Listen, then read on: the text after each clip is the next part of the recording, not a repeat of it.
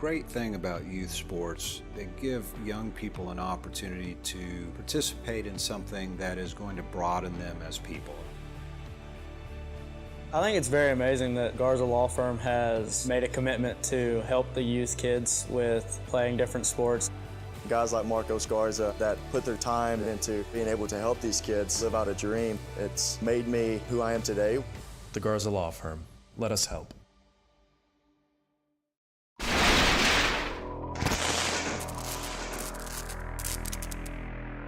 Checkered flag. Contact and Brian Rose wins it. A photo finish at the line. Oh, we got a wreck. Will Hewitt's through the trial for the final time, and oh, they're wrecking. Big trouble. Vincent Short sneaks through, and I think Short...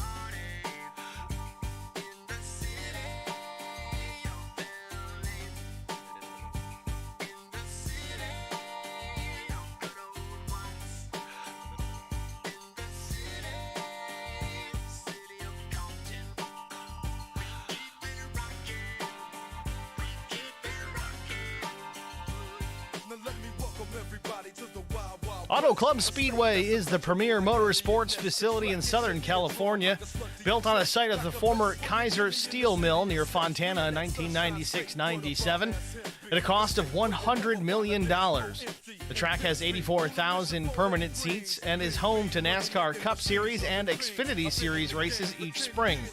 Constructed by the Penske Corporation as a clone of Michigan Speedway, the track was originally known as California Speedway. It was later purchased by ISC, which subsequently sold its naming rights to the Automobile Club of Southern California in 2008. In addition to a high-banked oval, Auto Club Speedway features several road course configurations which have been used for sports cars and motorcycle races, as well as an infield track used for testing purposes. Given its proximity to Hollywood, the track has also appeared in scores of movies, television shows, and commercials. Tonight, it's no movie, it's no commercial. It's the Lonestar Racing Toys for Tots charity race, and it's coming up next on HBR TV.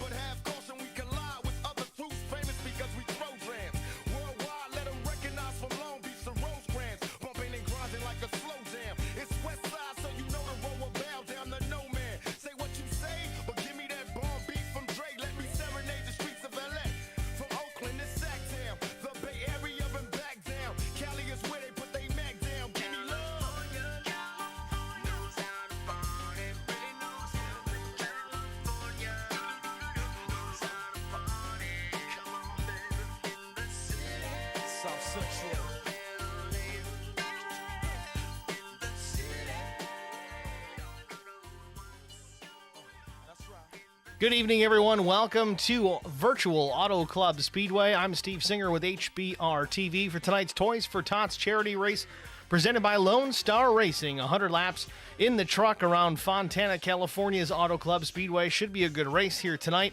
72-degree ambient temperature, 55% humidity, partly cloudy skies, winds 2 miles per hour, track temp 99 degrees and falling.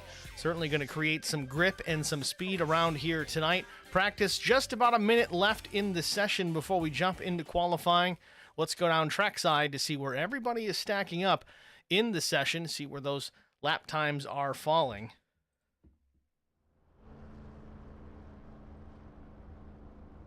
Currently, Zach Millett fastest on the track. 40.86. Neil Quick, second quick, 40.87. Third fast, PJ Cox, a 40.95.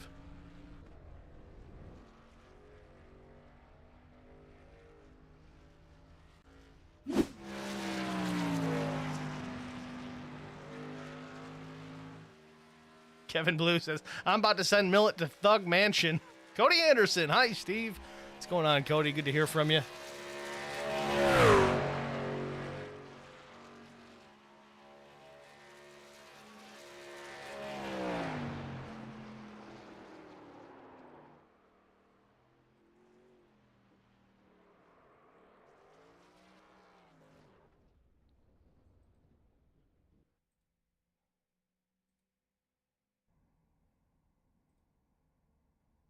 Practice is official here at the Speedway. Going to jump right into the qualifying session. See who hits the track first.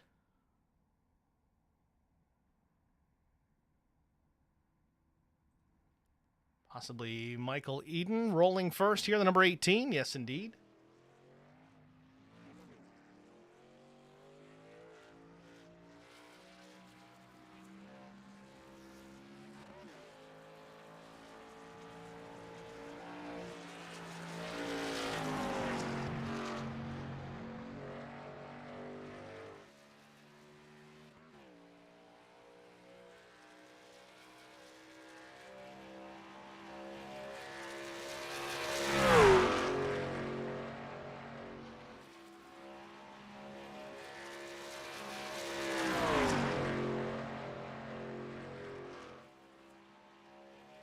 Mike Eden out of turn 4, about to take the green flag on his first lap.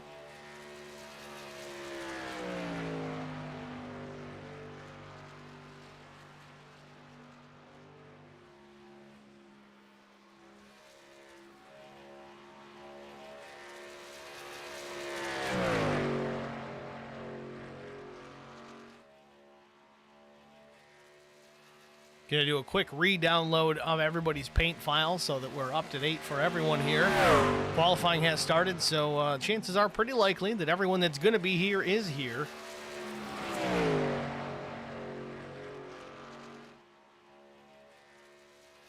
Eden out of turn 4 once again to complete his first lap.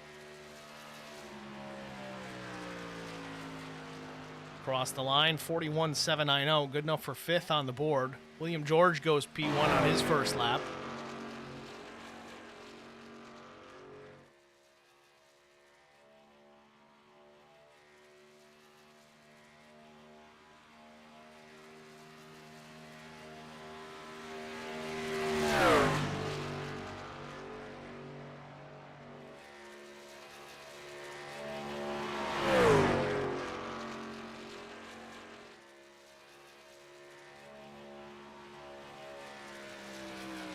Number 96 crosses the stripe. His second lap is faster. 41.353 puts him a third fast on the board. Zach Millett on track with a very shiny paint scheme. Millett certainly enjoying the spec map these days. Unfortunately for Millett, all those spec maps are going to be changing here recently, as a report coming out of Trade and Paints talking about iRacing changing how those are all laid out within the paint files themselves. It appears they're going to go with the blue channel. It's going to control all of that instead of the red and green. So every truck out there, every car out there with a spec map, it's going to have to be adjusted, which is absolutely terrible if you ask me. But hey, that's just my opinion. Millett's first lap, 41.062, good enough for the outside front row. Second quick so far. Speaking of quick, Neil Quick is top of the board, a 40.97. Millett off turn 4 here. Let's see if he can cross the stripe here and take the top spot at the line. What's it going to be? Stays P2, 41.034. Did get a little faster, but not fast enough.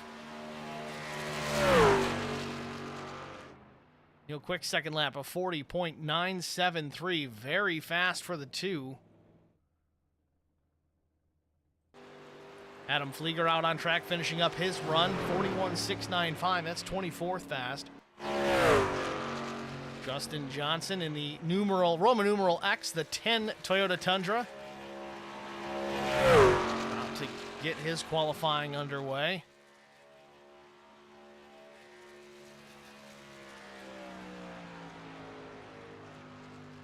Got the Grinch eyes there in the middle of the 10X in the middle of the door. That's pretty cool to see.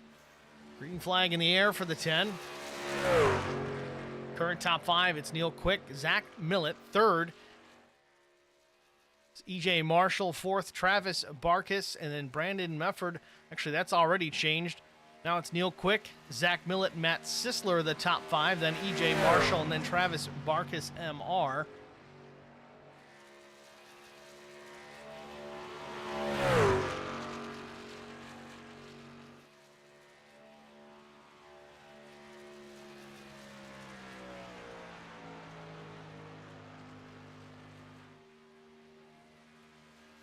Justin Johnson's first lap, 28th quick, 41.778 as the session expires. Justin not getting enough time to complete lap 2, but that's all she wrote. Let's take a look at our starting grid here for tonight's Toys for Tots charity race presented by Lonestar Racing. On the pole position, it is the 0-2 or the 2, however you want to look at it. Neil Quick taking the top honors, lap 40.973. His outside, it is the 315 of Zach Millett. Just 6/100ths of a second off of that pole position. Starting in row 2, it's the 83 of Brandon Mefford. 4th is the number 93 of Matt Sisler. Starting in the 5th spot, EJ Marshall, the number 16 Esports Racing Association member. Starting 6th is Travis Barkis with Barkis Racing, the number 50. 7th position, James Ebram in Apex Tech Racing entry. 8th is PJ Cox. 9th goes to Rob Hattenbach. Kevin Hayes in the 3, familiar number for Kevin Hayes. He starts 10th. Mike Fahey, the number 19 out of Lone Star Racing. He starts in the 11th position. 12th goes to David Connell. 13th position, Colin Shipping, the number 20 with Will George to his outside. The number 96 starts 14th. Chris Goins starts in the 15th spot. Number 28 Machine. Jesse Redding, number 21, starts 16th. Kevin Blue, look at you. Lone Star Racing's number 54 starts 17th with Wes Wiggin in the 88 starting 18th out of Flex Motorsports. Jarrett Woodard, 19th starter. Carson Conway, 20th. Tommy Kohick starts 21st. Dan Worthington starts in the 22nd position. Kevin Grettenberger starts 23rd. Matt Fletchell starts 24th. Mike Eden starts 25th. Travis Stevens, 26th. Adam Flieger, 27th. 28th, Justin Johnson. Chris Pio, 29th. Dakota Shepard starts 30th. 31st goes to Chris Kurtz. Number 51, Machine Mac Minnick Sr. rolling 32nd. Bill Martin, 33rd. Drew Blaze starting 34th. TJ Elaine, 35th. Bill Mulfeld, 36th. Ken Blackburn rolls from the 37th spot. Brett Osborne, 38th. And Chad Martin, shotgun on the field in the 39th position. Boy, oh boy, do we have a big field here today at Auto Club Speedway. But that's your starting grid for the Toys for Tots charity race. Going green here momentarily.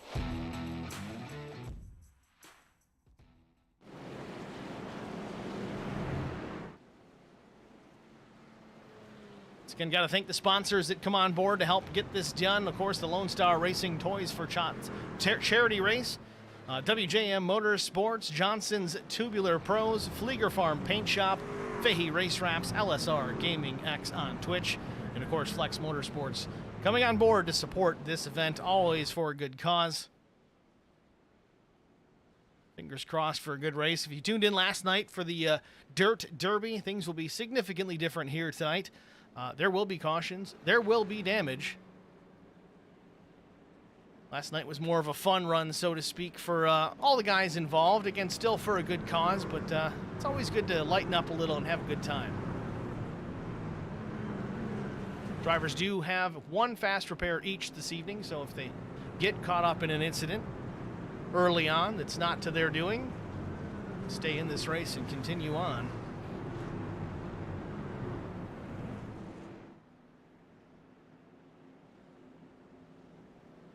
Pace car pulls off the racing surface. Neil Quick's going to lead them down to start this race.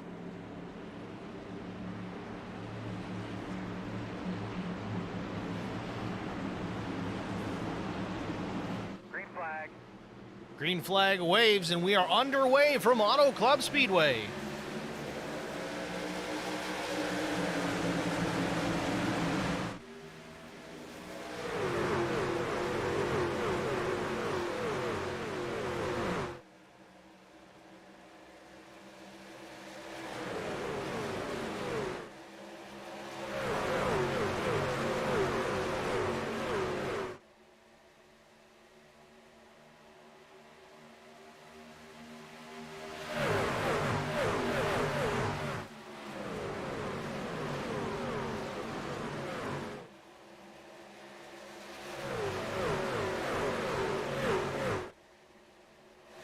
Off turn 4, Zach Millett gets the advantage. The momentum on the high side. He's going to lead lap 1. Neil Quick's going to tuck in behind.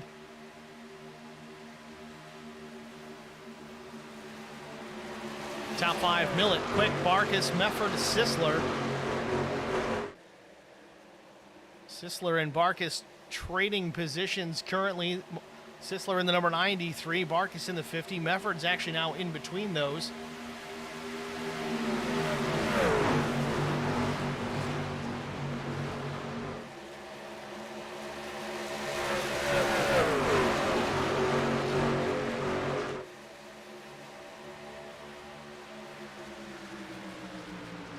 Millett still out in front. Jonathan Arnn asking about the winner of the truck paint scheme show, so to speak. We picked the best paint scheme out of the bunch. Hold your horses, Jonathan. We're not quite there yet. We'll get there, I promise you, but super excited. Usually I talk about it a little bit earlier on in the race, but maybe we'll wait for a first caution. Just fingers crossed that that particular driver's not involved in it.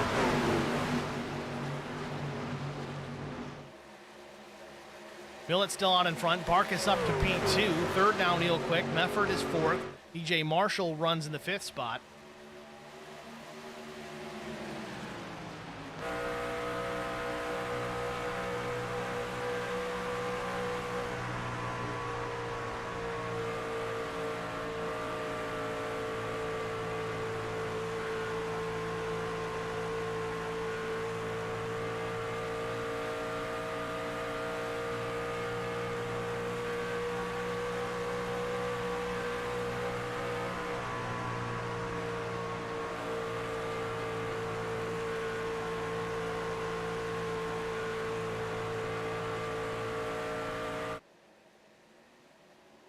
Jonathan Arnn in the stream chat says, Mike Fahey's got the flu. You know what? I didn't see if he wasn't here. It said he was going to try.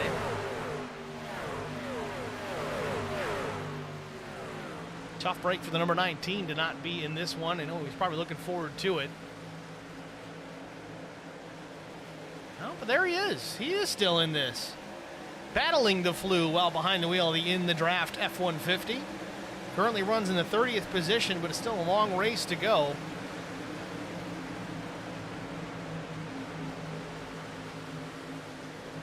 Back out front, though, Millett still with the lead. It seemed that we were going to have a battle for that top spot here momentarily with the 50 of Travis Barkas closing in.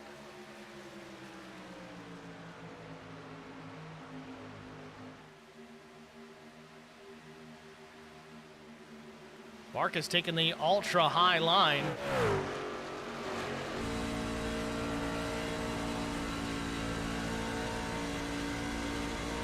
Barkas out of Fort Wayne, Indiana. Again, already up 4 spots, running in 2nd position behind Zach Millett.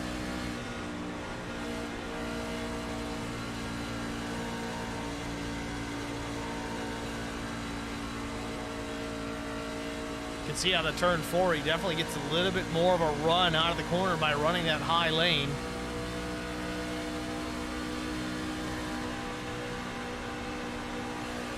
You can hear Travis lifting out of the throttle just a bit.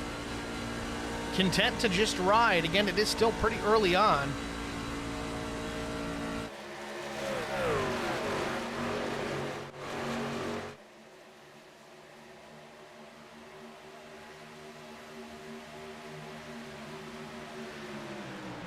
Kevin Hayes running in the 9th spot, still currently a top 10. Will George closing right to the tailgate of that number 3 truck. Oh, we got cars in the wall off turn number 4. Caution is out. What can we do to try to help it if we do get another restart?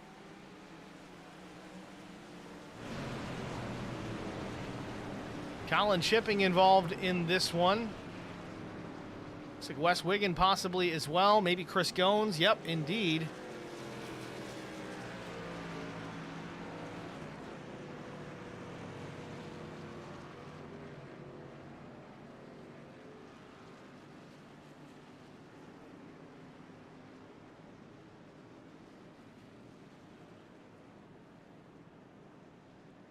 Let's try and get a look, see what unfolded here off turn number 4, our first caution of the day.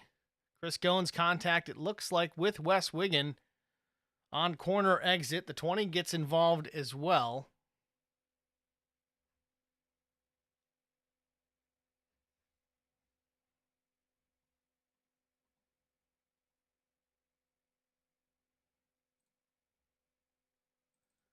Take another look from the blimp. Let's back this up. We might get a better look to see what initiated this contact.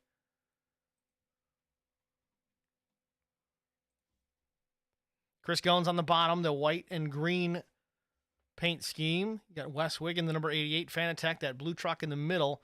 Goins is just coming up. It looks like Wes might have been loose off the corner, was coming down a little bit as well, trying to save it. Goins just gets to the left rear of the 20 as well. Then the 54 of Kevin Blue gets involved in it. A little bit of nose damage to the 54.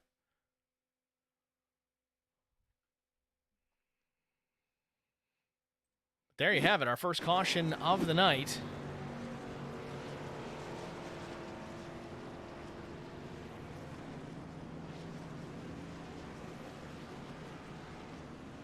Do want to take a moment to highlight the 54 truck of Kevin Blue. Jonathan Arnn, paying attention? Kevin Blue is our winner of the Toys for Tots truck show. As far as the paint schemes are concerned, throwing in a Christmas-style themed paint scheme out there. It went with the Red Riders. Don't know what it was exactly, but this one just struck a tone with me, and I don't know. I kind of like it. It was between him and Justin Johnson. Justin always has a very good-looking paint scheme out there, but we went with the 54 on this one.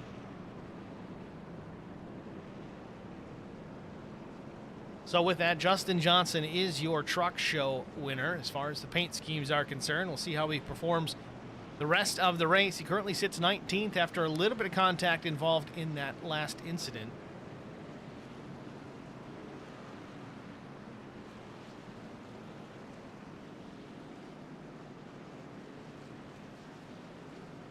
And for comparison purposes, there was Justin Johnson in the 10, the In the Draft podcast. Lonestar Racing, LSR Gaming X. Pretty creative paint scheme, I got to admit.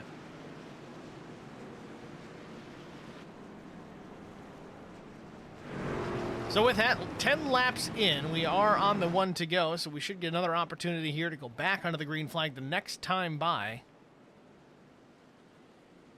Chris Fahey in the stream chat. Guess he was already sideways and dropped from 11th to 30th. Oops.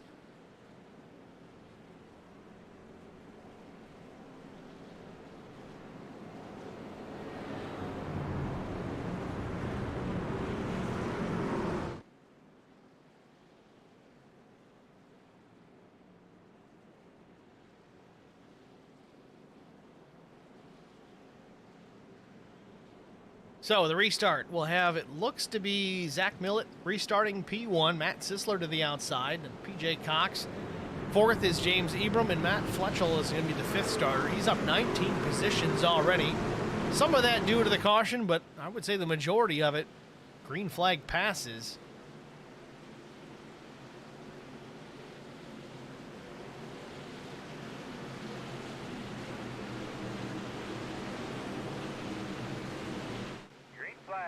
Green flag back in the air. Zach Millett in the throttle, underway. Lap 11 goes on the board.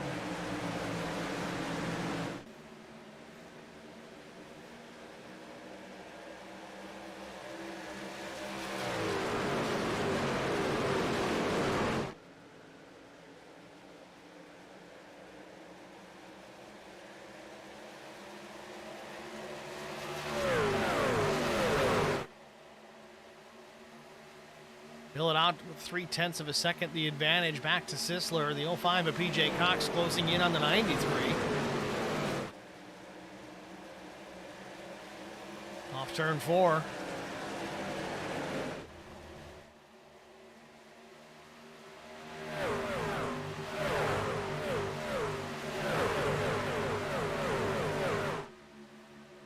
Top 3 have gotten away from the rest of the field, at least for the present time. Mill it out in front, then it's Sisler, then PJ Cox.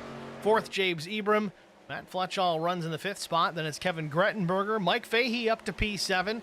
Travis Stevens, 8th. EJ Marshall, 9th. Adam Flieger, 10th.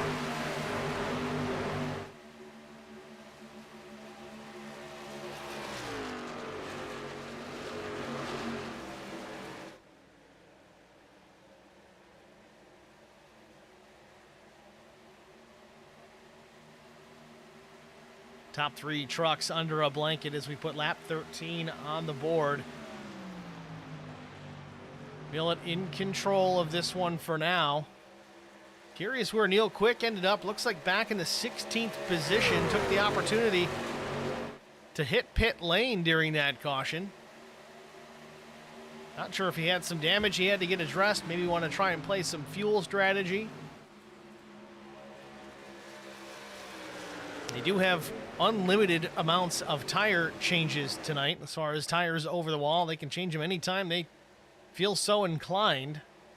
Some of these drivers, though, familiar with leagues where they limit the tire changes, so they could be on different strategies here, trying to possibly save a set for later on in the run, though they may not really need to at this point. Hopefully they figure that out before this one is all said and done. Turn number 2, Millet still out in front. Sisler there about a 1/4 second off. We got cars scattering off turn 2. Slow car in the wall. Might be Matt Fletchall, hard to say. And we got trouble. Big trouble down the back straightaway. We've got 3-4 trucks involved in this. Everybody trying to avoid the 45. That was indeed the 026/ the 45 of Matt Fletchall. No caution, though. We stay under the green flag. Very interesting. That is unfortunate. Looks like Dan Worthington and Will George both involved in that one. Certainly warranted a caution, but it didn't happen. iRacing throwing the yellows here, and they didn't deem it necessary. We continue under the green flag. Let's try and get a look at it. Fletchall was in the wall early. We watch here, yeah, Fletchall's way up top. Will George just didn't see him there, it looks like. He comes way down, clips the 113 of Worthington. And now we do have a yellow flag. This might be an admin yellow. Came out a little bit late as we were relying on the iRacing software to throw the caution.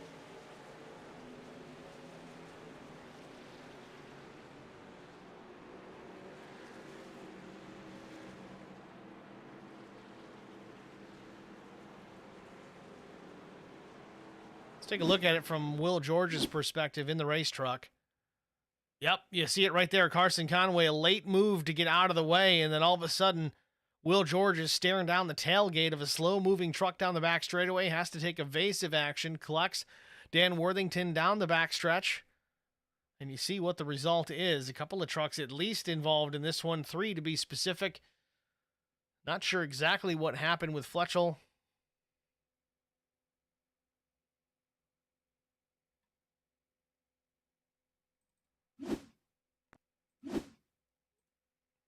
Gonna rewind it here, see if we can catch what happened. It was between turns 1 and 2. Fletchall had an issue. Looks like he's to the outside, I believe, the number 16 truck. This is, again, through turns 1 and 2.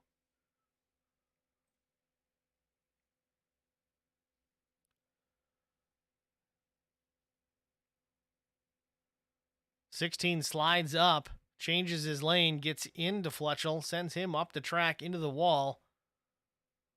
It's no wonder this wasn't a bigger issue out of turn 2. There was some contact there as well. That looks to be with Mike Fahey. I will say that Fletchall did a great job keeping the truck up high and trying to keep it out of the path of the rest of the field. You see the snake line kind of changing to get out of the way. last minute, you see Carson Conway, and actually you see Fletchell starts to come down. Carson has to take evasive action, so does Will George, but Will just not fast enough. Gets into the 45 a bit, sends him down the track into Worthington.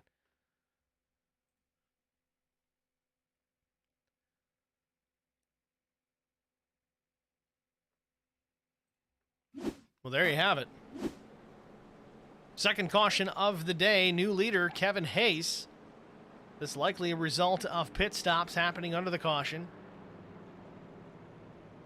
Got Runkle Family Farms in the stream chat saying the 38's the biggest mover right now, and that would be Adam Flieger up into the second spot, up 25 spots.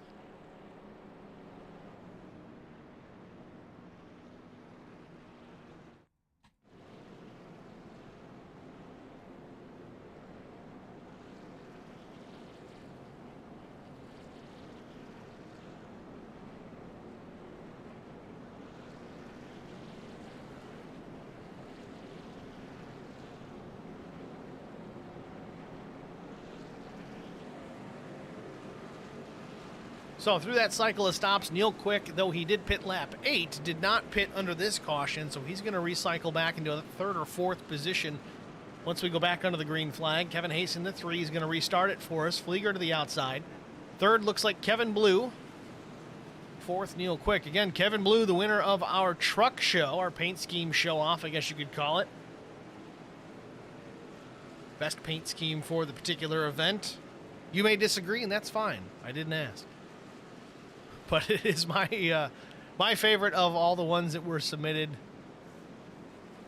It's unique. It's oddball.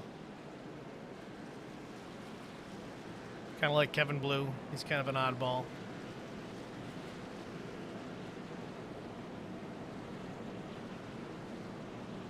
So top 5 as we get ready to go back under green. Kevin Hayes, Adam Flieger, Kevin Blue, Neil Quick, Colin Shipping. And further back, Brandon Mefford in 6th, Zach Millett 7th, some fast guys there, Matt Sisler 8th, EJ Marshall 9th, PJ Cox is 10th. 11th, James Ebram, TJ Lane 12th, Travis Barkus 13th, Drew Blaze 14th, Carson Conway up to P15, Justin Johnson 16th, Rob Hattenbach 18th, Mike Fahey possibly 18th, they keep changing spots, then it's Chris Goins and Tommy Kohick. In particular orders, that's your top 20. As the pace car pulls down pit lane, we get ready to go back to the green flag. Green flag. Green flag waves, we're back underway from Auto Club Speedway.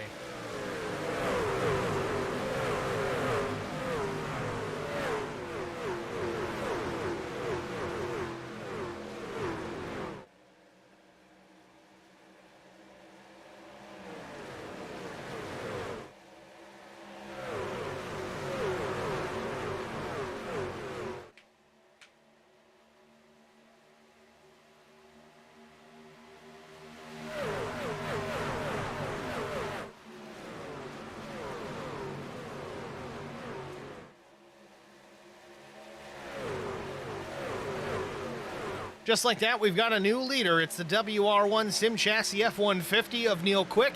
Kevin Hayes battling back to the inside, though. He's like, no, not so fast.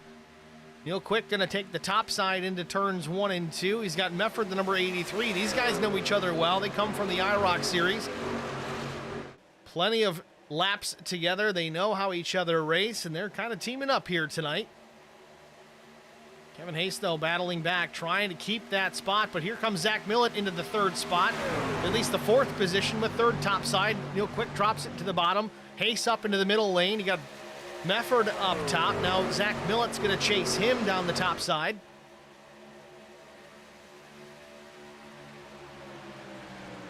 To the inside, it looks like who is in the 16? That is EJ Marshall. And Marshall was involved in that prior incident, slid up the racetrack just a bit to make some contact. Gets away pretty clean with it. Neil Quick off turn 2, though. He's going to drop it back down, try to break the draft a bit from these guys. Looks like Pocono or Indianapolis right now.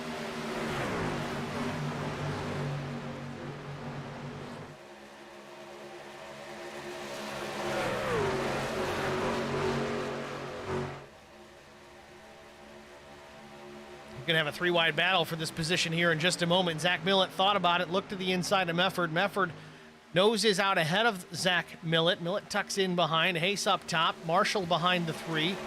Meanwhile, Neil Quick continues to lead off turn number 2. 22 laps to go. 22 laps in. It's not over yet, folks. Don't go anywhere. Quick breaking the draft once again down the back straightaway. Mefford in the 2nd spot. Hayes hanging tough there in the 3rd position. He's got Zach Millett down low trying to take it away. Looks like he might have it. Then again, Hayes may have some momentum out of the corner to defend that position. Does he? He does not.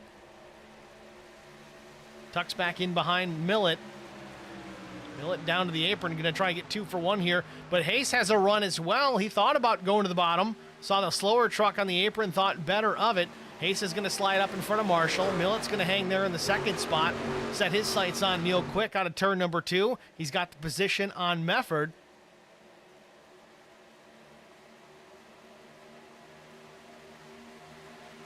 The car out of line down the back straightaway. Tucks back in front of Kevin Blue.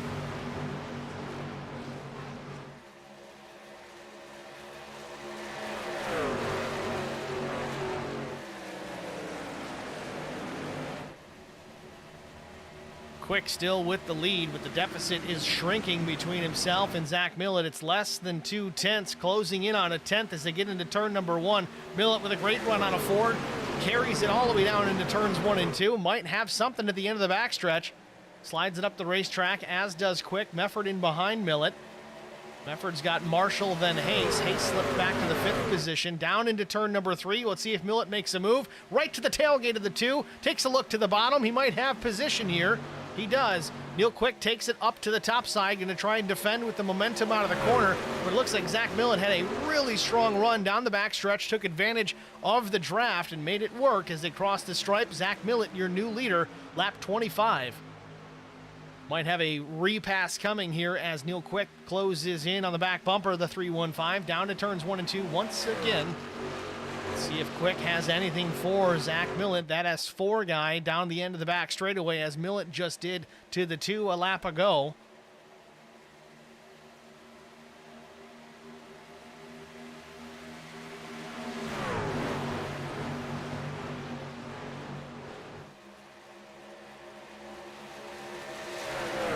Battling up front, it's allowed really the rest of the pack to close back into these top 3, 4, 5 trucks.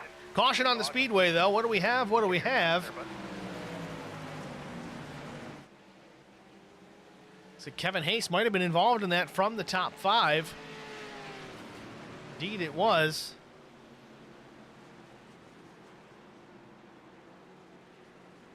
Kevin Hayes sits idle on the apron of the racetrack in the dog leg. He's going to get that thing righted. Just past quarter distance here from Auto Club Speedway. Let's take a look, see if we can gather what happened here with the 3. 3 in the middle. Kevin Hayes up top is the 9. Down low is Matt Sisler, the 93. Hayes looks a little loose out of the corner. So is the 9, but they both kind of come together. Looks like Hayes might have overcorrected and got himself into the door of the 9 truck.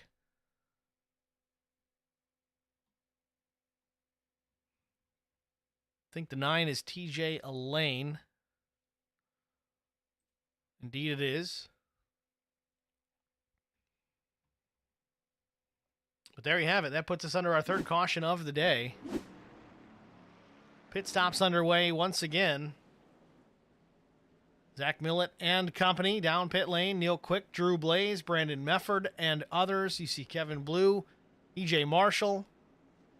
We are going to take a quick break, though. Get this one out of the way here. We'll go side by side so you don't miss the pit stops. We'll be back after this.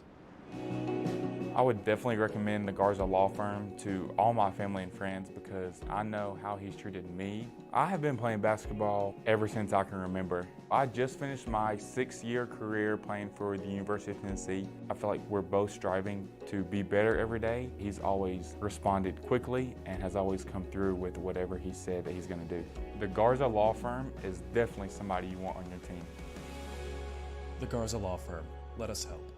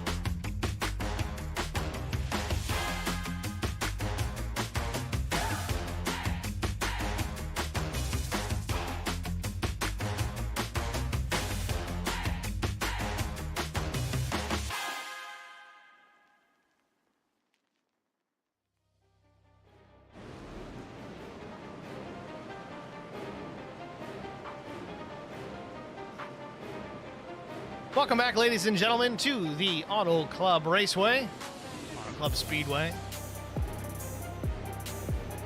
Toys for Tots charity race presented by Lonestar Racing. About to go back under the green flag. Matt Sisler is going to lead them down with the 8 of James Ebram to the outside. Green flag waves. We're back underway.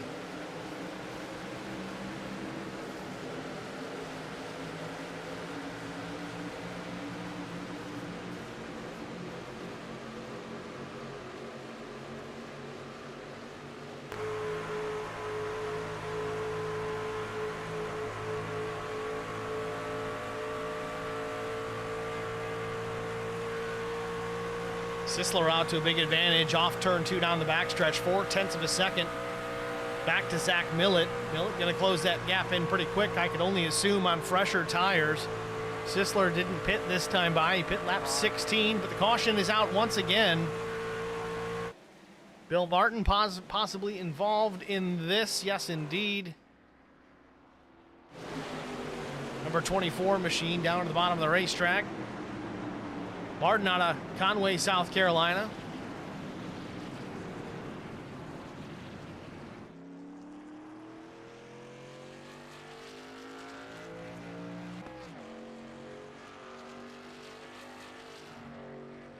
Let's take a look, see what happened with the 24 here. Lap 29 under our, I think it's our 4th caution of the day. Indeed it is.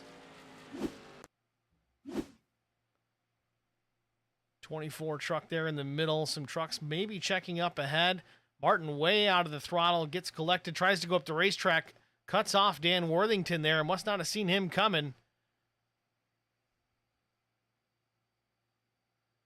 Gotta try and be aware of things that happen in a hurry at speed here at these races.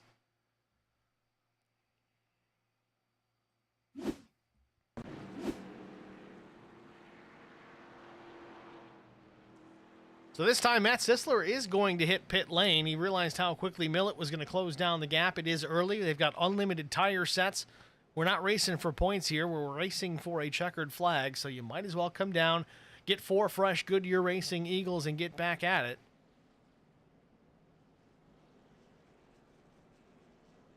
With that, we're going to step aside, get another break out of the way, and we'll be back after this.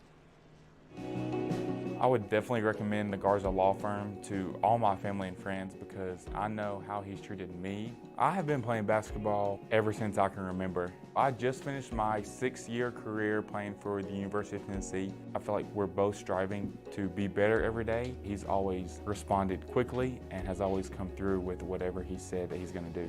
The Garza Law Firm is definitely somebody you want on your team. The Garza Law Firm. Let us help.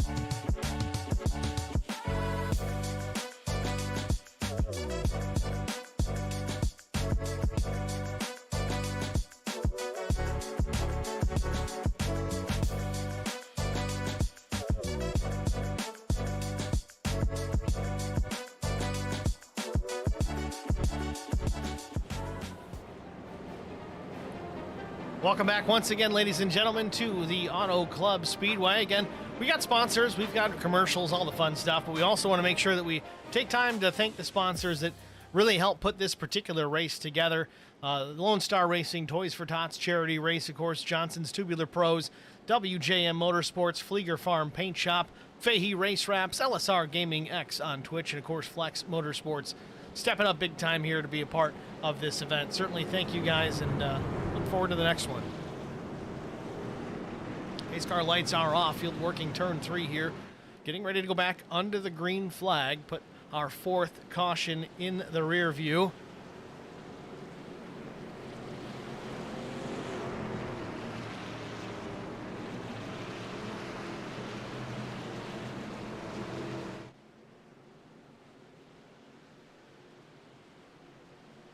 Pace car ducks off to banking here as we wait for a green flag. Zach Millett to lead him to it.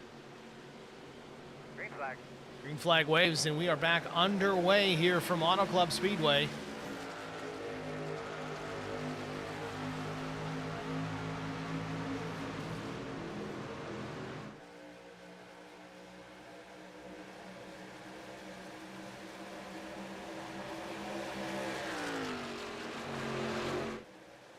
Field off turn number 2, bunched up 3 wide on corner exit mid-pack.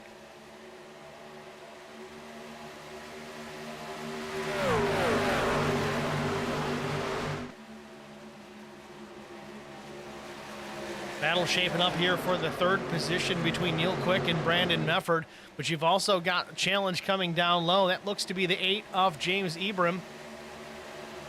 He's to the inside of the 83 of Brandon Mefford.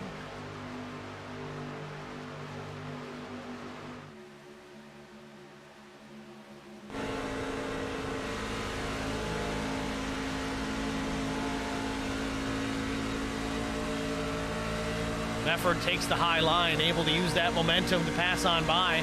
Ebram's going to lose his spot again to the 05 of PJ Cox, move the number 8 back to P6.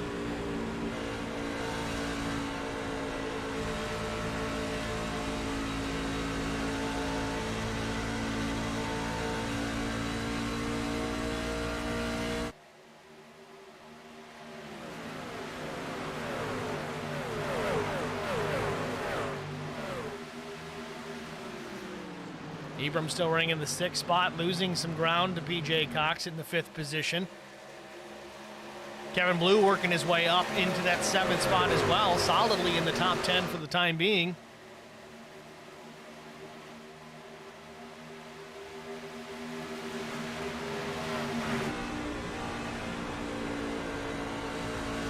Again, Kevin Blue, our truck show winner as far as best paint scheme for the event.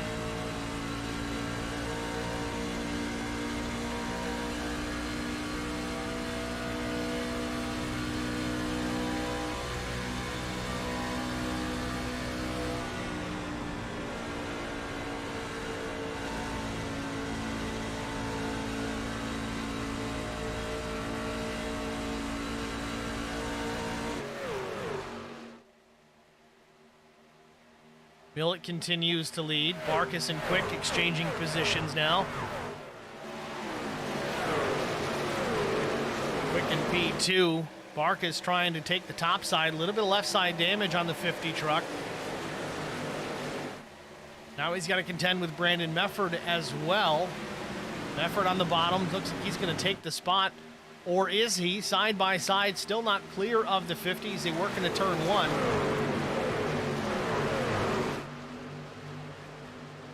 Mefford's got the position now, top 3, Millett, Quick, and Mefford. Barkas now back to 4th. PJ Cox still sits in the 5th spot. The 8 of James Ebram runs 6th. Kevin Blue still P7, up 10 spots. Colin Shipping is 8th. 9th is Britt Osborne. 10th, Jarrett Woodard.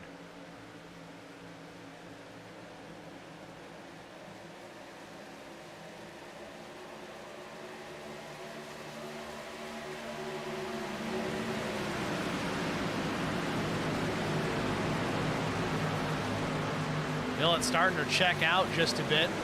Over half a second the advantage over Neil Quick.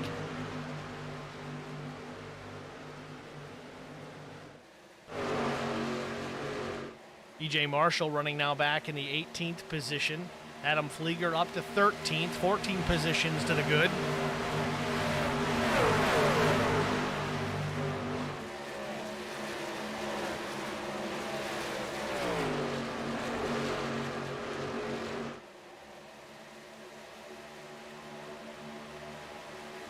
Justin Johnson running in the 15th position. Further back, these guys, some action happening. 4 wide going into 1. This is not going to work. Someone's going to have to lift or someone's going to have to excel. They get away with it clean. Looks like the 93, Matt Sisler, pulls ahead just a bit. You got Will George just ahead in that group as well.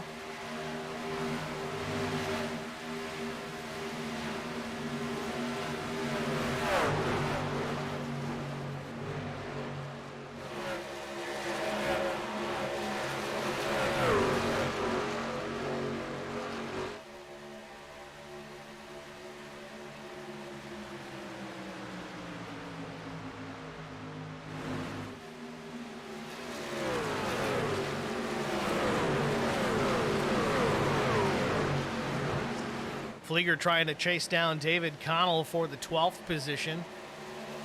Connell to the outside, that white and blue truck. Flieger tucks in behind.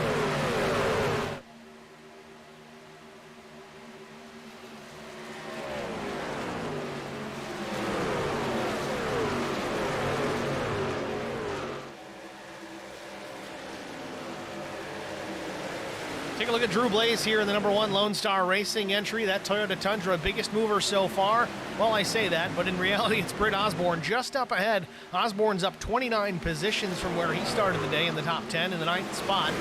Drew Blaze, the second biggest mover, running in the 10th position. Not anymore. They've switched spots, at least for the time being. A nose out in front for Drew Blaze. They work off turn number 2. Down the back straightaway, Drew Blaze to the inside of Britt Osborne. He's going to take that position away.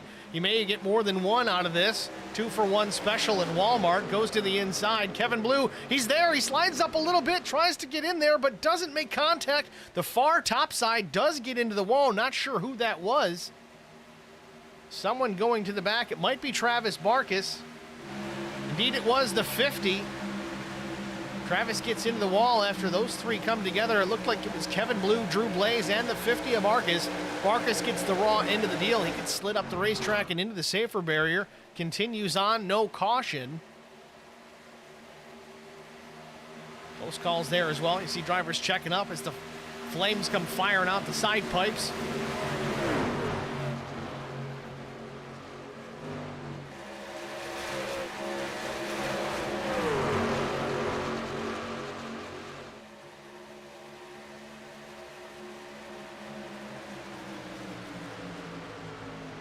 Flieger making another move here on the 64 truck. David Connell for position. Might try to get Sisler as well. Sisler slams the door.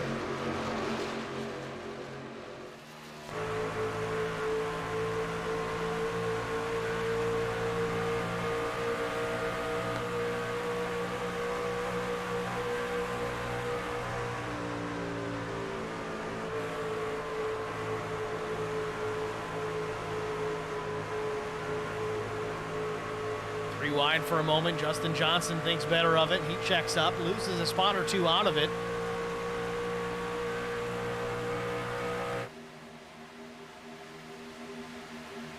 Meanwhile, out front, we got a battle for the lead. Zach Millett up top. Neil Quick to the bottom. He's got a nose out in front off turn number 2. Do we have a new leader? Not quite yet. Millett battling back on the high side.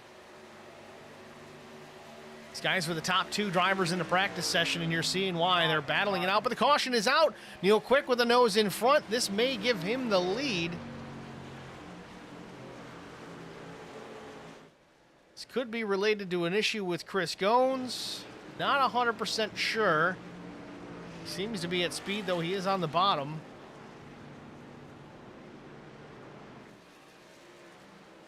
Let's take a look, see what we can come up with here. Happened looked like it was in front of Goins. Will George and maybe Adam Flieger involved in this one. Yes, indeed. Let's back it up here.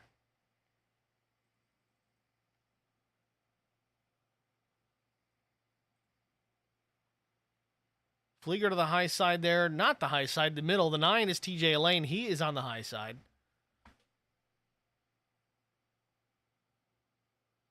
A little bit of netcode there, but Flieger does come up a bit, kind of pinches the lane into the wall. Teammate Will George gets into the back. So does the 16.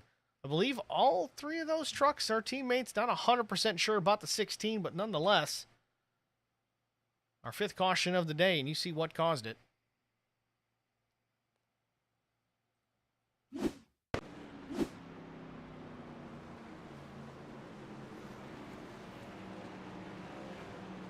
TJ Lane definitely with some damage on that number 9 machine.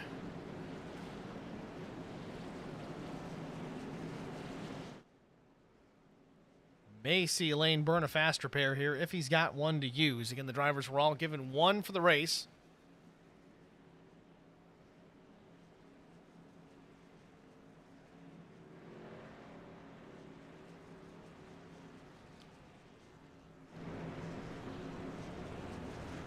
Looks to be no fast repair being used for TJ Lane. May want to save it till the end, or he's already used it. Tough to say. Well, Chris Pio is going to be your new leader here. He stays out on the racetrack. Looks like everybody else except for Chris Pio hit pit lane. I got to wonder what's the mindset. I know you want the track position, but you're going to get gobbled up here. And I hate to use a Thanksgiving reference, but you're going to get gobbled up here on the restart. The last time Chris Pio hit pit lane was lap 127. It's now lap 30. It's now lap 45. So 15 lap difference between new and old tires. It's going to make a massive difference between these two.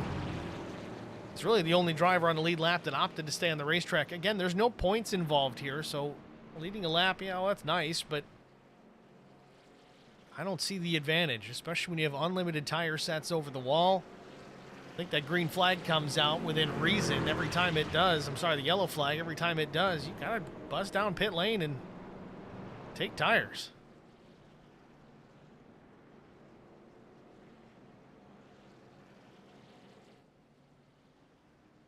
Well, we'll see how this thing shakes out. Looks like he's going to have Neil Quick, Zach Millett, Brandon Mefford restarting behind the 707 pile. That is it's a pretty hardy bunch that's going to restart behind you on fresh rubber.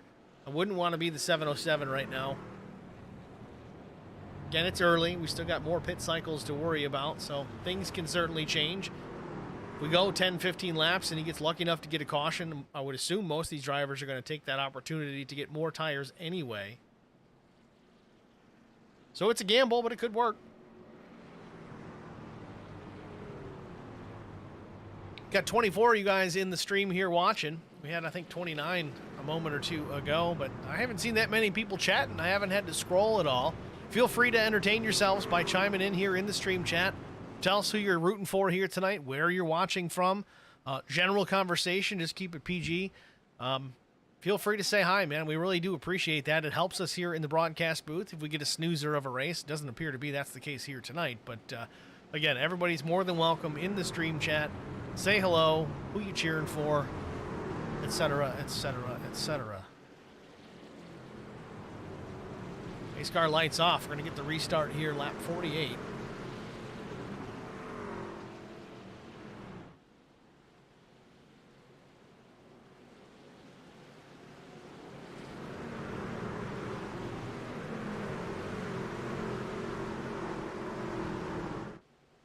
Pace car is off. Green flag. Fuel in the restart zone. Flags waving. We're back underway. 53 laps to go.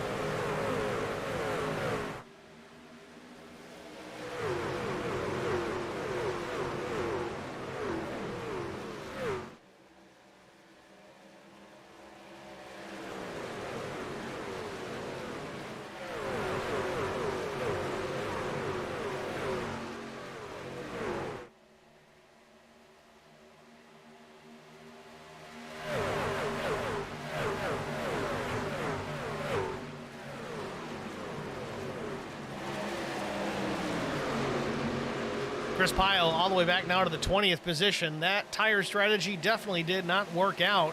Zach Millett out in front now. Neil Quick, Brandon Mefford, PJ Cox, and Drew Blaze up into the top 5. Then it's 6th place Matt Sisler, James Eber in 7th, Britt Osborne up 30 positions up to P8. Kevin Blue is 9th. Bill Molfeld running in the 10th spot.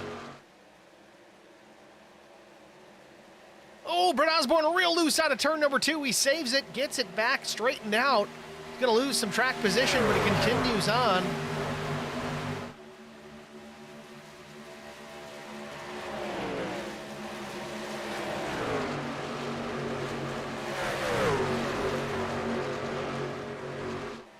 Brett Osborne in the 4:21 down there on the bottom.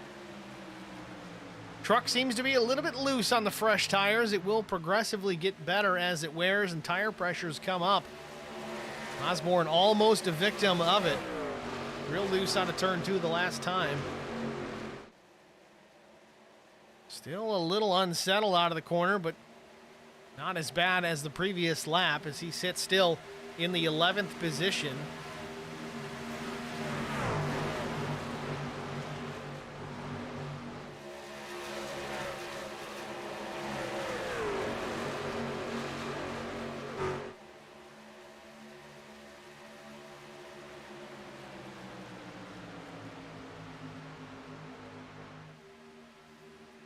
Millet with the lead, but Neil Quick putting the pressure on once again as we are now past halfway with 50 laps to go. Millet out in front, Quick P2, Mefford P3, then Drew Blaze, then 5th place PJ Cox, Matt Sisler 6th, Ebram 7th, Kevin Blue 8th, Bill Mulfeld 9th, now 10th. 9th place now goes to Travis Stevens in the 2.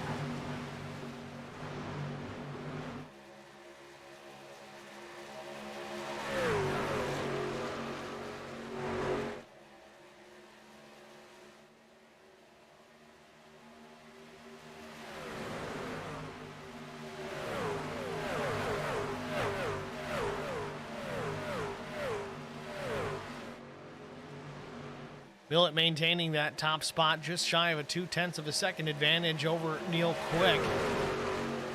Difference between Millet and Quick here is that Quick kind of has a pseudo teammate right there to his back bumper in the case of Brandon Mefford, the number 83 machine. If a draft is going to be required, which it does play a part here at California Speedway or Auto Club Speedway. We did see that earlier on in the event when Millet was able to draft up to Neil Quick and take the position. A little bit of a push won't hurt either if Mefford decides to drop down and go with the 2 on any attempt to pass for the lead. The other question, though, is will Drew Blaze go with them as well? Blaze has options. He can go top, he can go bottom. It doesn't seem to matter. Another beauty thing about California Auto Club Speedway, it is so wide, much like Michigan Speedway. We talked about it in the open. Many grooves that you can rely on to be quick around here. Of course, the bottom is the fastest as far as the shortest trip around, but topside, you're not going to put as much wheel into it. You're not going to chew up the tires quite as bad, and you can maintain that speed and momentum down the straightaways by running that top lane. So you've got options, and you can do a little combination of the 2, kind of run the middle. It's an option as well. That's why you see so many guys go 3 and sometimes even 4 wide here.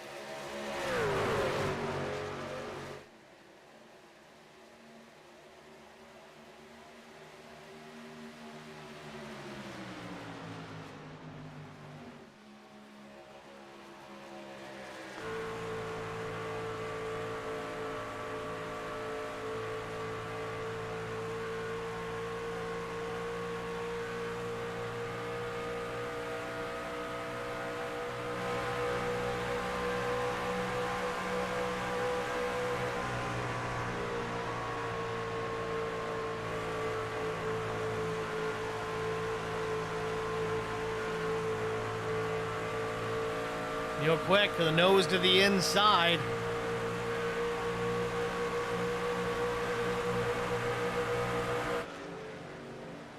You might have seen it, you might not have, but the distance, the difference between these two in that first set of corners, turns 1 and 2, Millet drove it way in deep.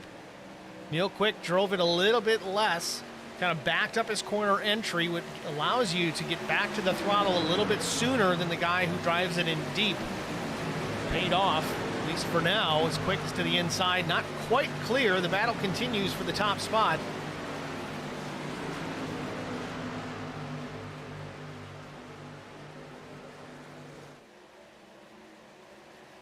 Out of turn number 2, the battle for the first position here is certainly shaping up, and for second. Millett under attack now from Brandon Mefford and Drew Blaze. Top 4, a gaggle of fast drivers here at the front of the field, none of which you want to be in front of when they're on the charge to the front.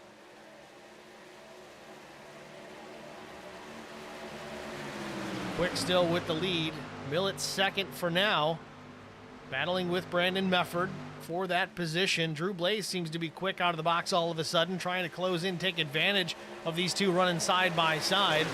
PJ Cox is thinking the same thing, though. He's closed into this group quite a bit. Mefford drops down low. Don't know if he had a handling issue off of 2. Millett maintains the second spot. Now Mefford and Drew Blaze battle for P3.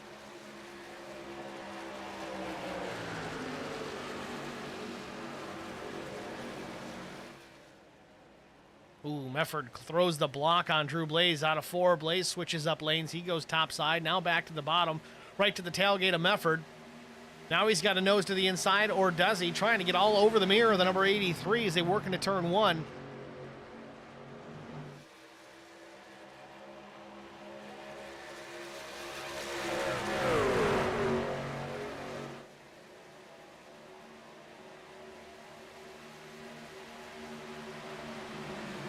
Top 6 all lined out into turn number 3. The top 2 starting to put more an advantage over the 83 of Mefford.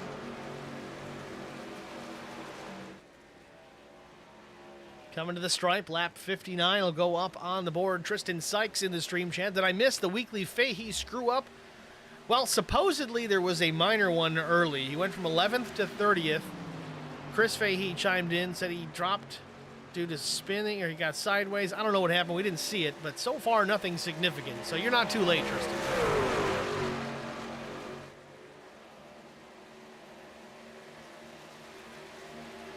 Quick and Millett 1 and 2. Mefford and Blaze 3 and 4. But for how long? Blaze takes a peek to the bottom here into turn 3. Sisler is going to go with him as well if possible. 93 slides back up the racetrack just a bit. Maybe some aero tight situation going on there for the 93s. They cross the stripe here. 41 laps to go. Blaze unable to complete the pass on Mefford.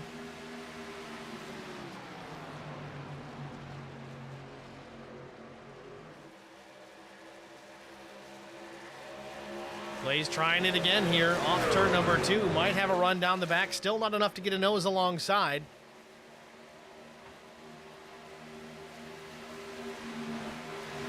Taking another look down to the bottom is Drew Blaze into turn 3. Got the left side of the truck right below the white line.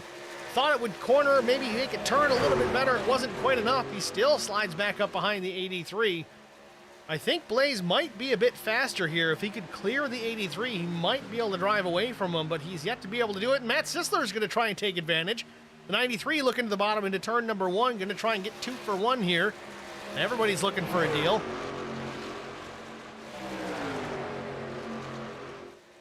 Mike Fahey says he's been out of the race since lap 20. Well, I didn't see that. Sorry, Mike. Was it mechanical or was it medical? Hope you feel better, Mike. There's Mike Fahey. Some damage to the truck. It looks drivable to me. It'll buff out.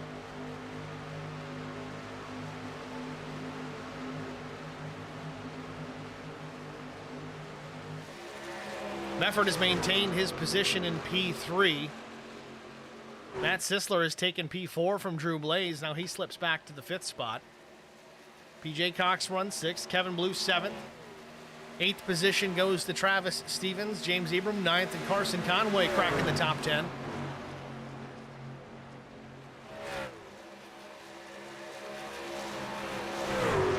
Mefford just slinging that thing sideways out of turn 4. But Sisler closing down. He is right there.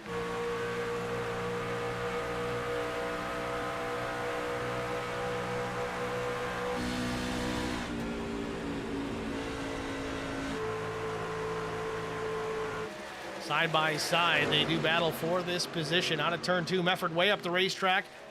Does not make contact with the wall. Looked like he was headed there, but Sisler on the charge. Does he have enough? No. Mefford able to carry that momentum all the way down the straightaway into turn 3, keeps the 3rd spot.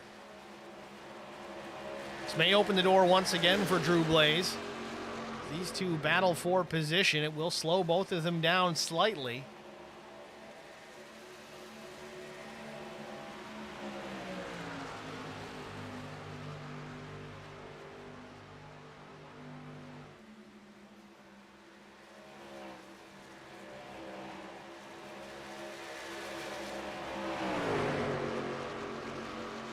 Quick and Millett still your top two here, lap 64.5. Millett taking a peek to the outside. Does he have something for Neil Quick? Not quite. Just making sure Quick is being honest. Getting that rear view mirror just a bit. Maybe force a mistake. It is early on.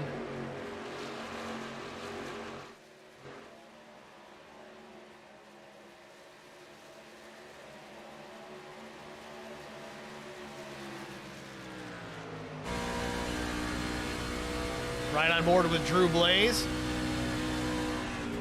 Blaze still in the 5th position. He's up 29 spots.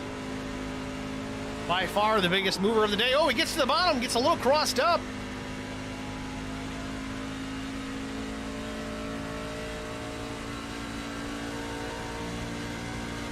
It's going to cost him a lot of track position. Nothing as far as the running order is concerned just yet, but that was a close call. Got the left sides of that truck right down to that white line. A little bit too much of it on the apron. Almost lost the truck. That would be a very rare mistake out of Drew Blaze. You do not see that happen out of the driver of that number 1 machine.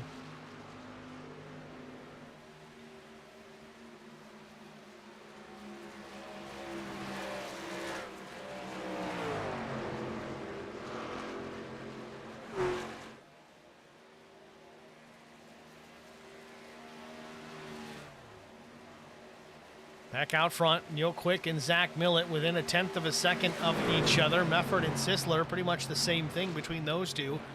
Blaze, a 1.8 second deficit back from the top position.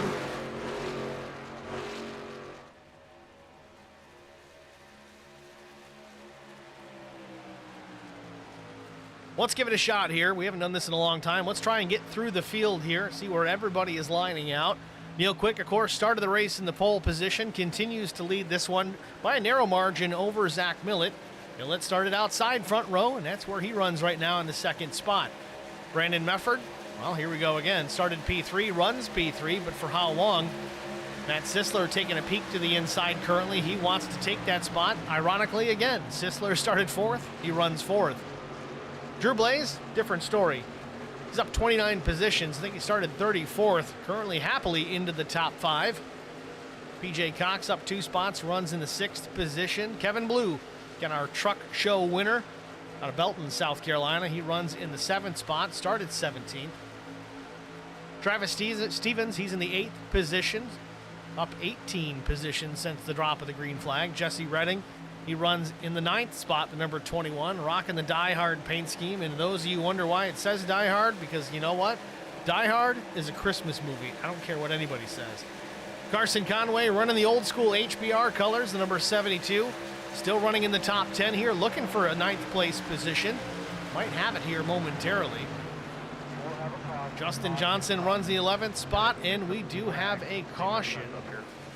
David Connell apparently having some issues on track.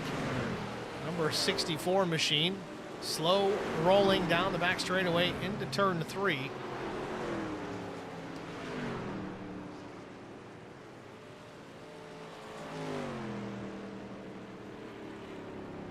Let's take a look, see what we can see here with David Connell. Looks to be off turn number 2, gets to the outside of the 45. Not sure if anything's developing in front of him or not.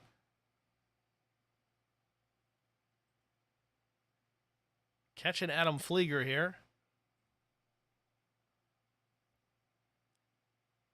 Contact between himself and the 45 sends him spinning sideways down the backstretch into turn 3. And the 45 number does not match the timing tower, so I'm not 100% sure who that is behind the wheel. Big impact, though, for the 64, David Connell.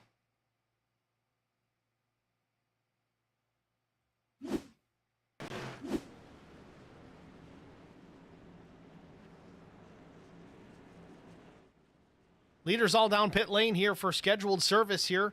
Lap 69, soon to be 70. This might be enough to get to the finish. 100% fuel load. No adjustments made to how much they can take, so this should get them, at least as far as fuel is concerned, enough to get them all the way to the finish.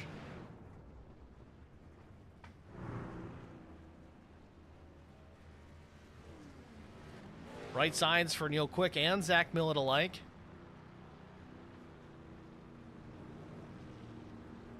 Four tires for both drivers.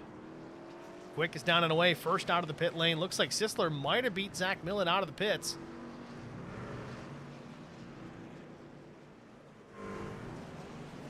With that, we're going to step aside here, get a quick break out of the way. We'll be back after this.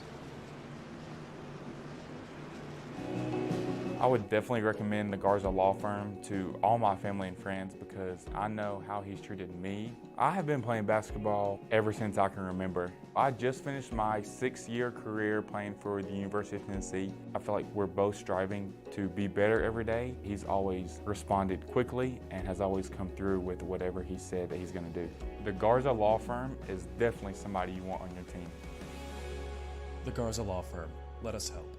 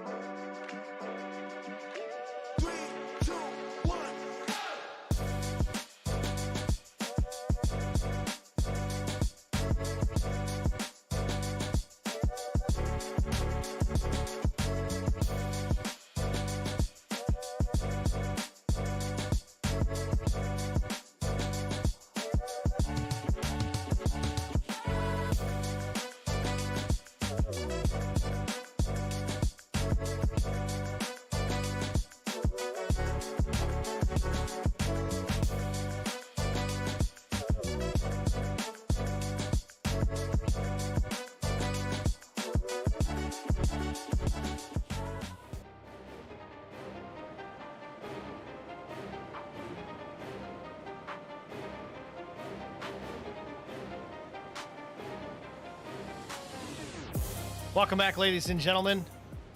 Wrapping up our 6th caution of the afternoon. Pace car about to peel off. We're going to go back under the green flag here. Lap 72 will give us 29 laps to close it out. Green flag. Green flag waves. Neil quickly in the throttle. Good jump for the 2.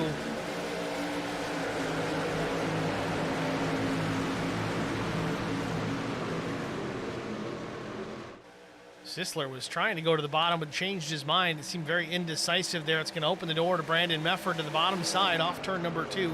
Quick with the lead. Millett second. Sisler goes high side. Mefford to the inside of the 93. Down the backstretch. Looks like everybody gets through turn 2 clean.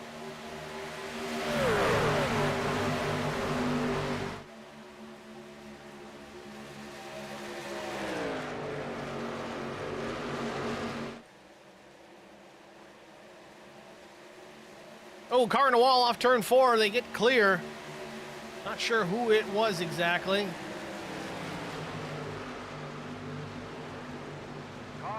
Caution on the Speedway, unrelated. I think it was Kevin Grettenberger possibly in the wall off turn 4. Yes, indeed it was. Don't know who brought out the yellow. Looks like maybe Ken Blackburn involved in this one. Yes, indeed. Big damage on the Blackburn machine. TJ Lane in the pits. Don't know if he was involved in that or not. It appears that he may have been. Let's take a look at it. Already in progress here. Flieger involved in it as well.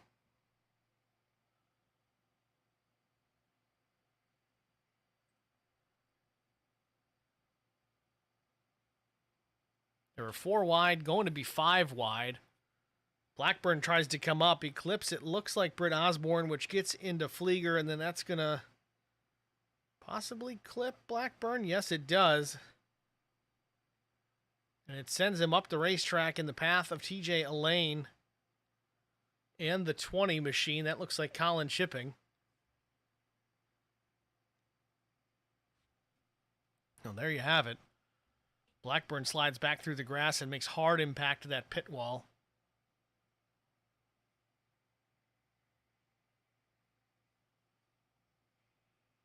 Well, there you have it. Caution number 7 on the day. Now, here's the question. We got a fake out coming? I think we do. Neil Quick's taking a peek, and he stays out. Zach Millett goes along with him. Mefford was thinking the same thing, but you kind of got to wonder. We've got 26 laps to go at the line. We haven't been under the green flag all that long. Does it really make that much of a difference, at least after only a couple of green flag laps? It's not like we're dealing at Darlington or Rockingham or some really abrasive surface like, you know, the old Atlanta Motor Speedway. Yes, this track surface here at California at Auto Club Speedway, it's got some age to it. Yes, it'll wear some tires, but 2 laps, I don't know if you're going to get anybody to bite necessarily on that pit stop after only a lap or 2 under the green flag. Never know, though. Worth trying.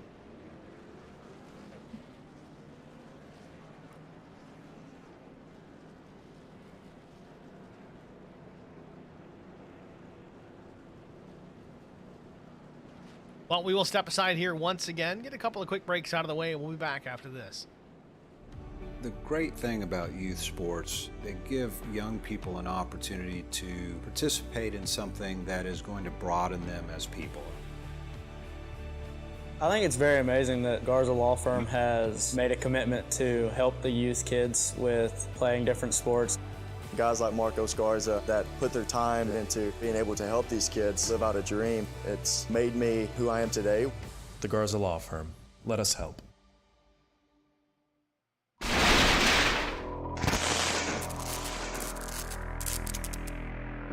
Checkered flag.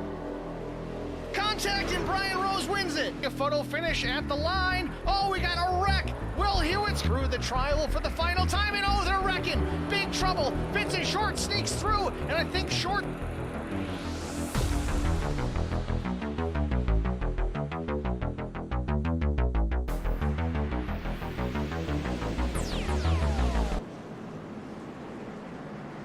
Welcome back to Auto Club Speedway. We do have Adam Flieger standing by the infield care center. Let's pull Adam up into the broadcast booth and get a word with the driver number 38. Adam, it's Steve in the HBR TV booth. You got us? Yeah, I got you. Adam, tough break, man. You seem to be a pinball here tonight. Tell us what just happened and what's going to put you out of this race ultimately. Well, yeah, we're definitely done. I don't know how many repairs we've got, but we took one heck of a ride off of that outside wall there. I'm looking at the replay. It looks like we ended up in the middle of a 4-wide situation. Guy on the bottom got loose, come up, and unfortunately ended our night. We had a great running truck, though, here for Toys for Tots tonight. Just unfortunate. We did get up all the way up to second, just ended up, and then some luck didn't go quite our way. And Is what it is. If it's any consolation, it was actually 5 wide, and the guy on the very, very bottom on the apron might have surprised the other truck, and the truck made evasive action, and, well, you see the chain reaction crash that happened after that. yeah, it looks like we got about 12 minutes. If I can see my screen here correctly. It looks like we got about 12 minutes of repairs yet. The truck's blown up, so. This one should be over by then. So, yeah, it's unfortunate. Definitely had a great running truck. Was hoping to finish better than I qualified, but that's not going to happen now. Well, is what it is, all for a good cause, Adam. We appreciate you coming out here and running the race, but we're getting ready to go back to the green flag here. Before we let you go, anybody you want to thank?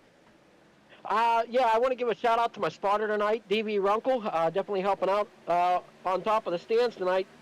It helped me navigate some of this craziness down here. But we had a great run going, like I said. It's just unfortunate.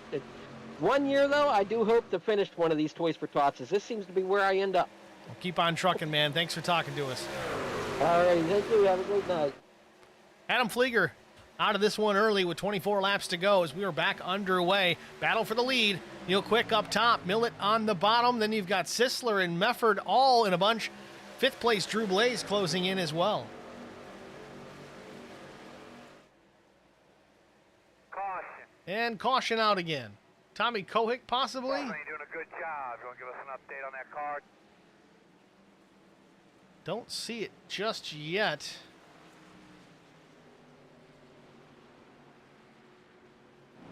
Ah, here we are. Travis Barkas involved in this one. Tough break for the 50s. He was running up towards the front earlier on tonight. Having a whale of a time trying to get that truck back to pit lane, either underpowered or severely damaged.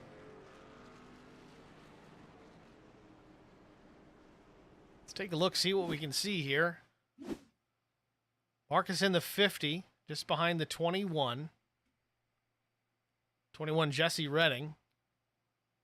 Got Chris Goins, Carson Conway at the left side of the frame here as well. I don't know if they get a part of this. We're going to find out.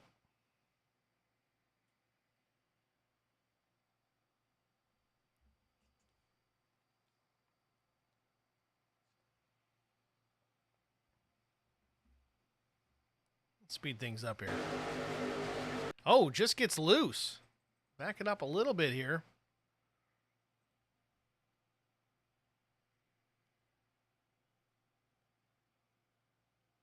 Yep, little overcorrection. He checks up. That's going to unload the rear end and sends him up the racetrack into the safer barrier. Chris Goins just drills right into him. Carson Conway gets into it. He's upside down in a mess.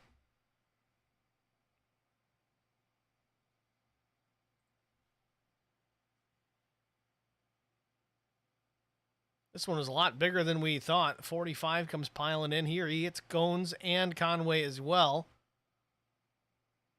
Multiple trucks involved in this one here late in the race.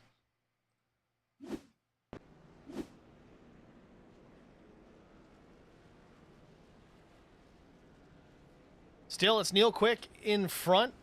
Zach Millett, Brandon Mefford, Matt Sisler, Drew Blaze. That's the top 5. 6th place, PJ Cox. Then it's James Ebram, Kevin Blue, Travis Stevens, Justin Johnson, your top 10.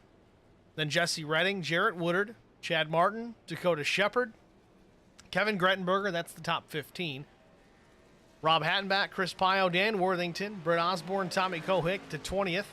21st is Bill Mulfeld, last truck on the lead lap.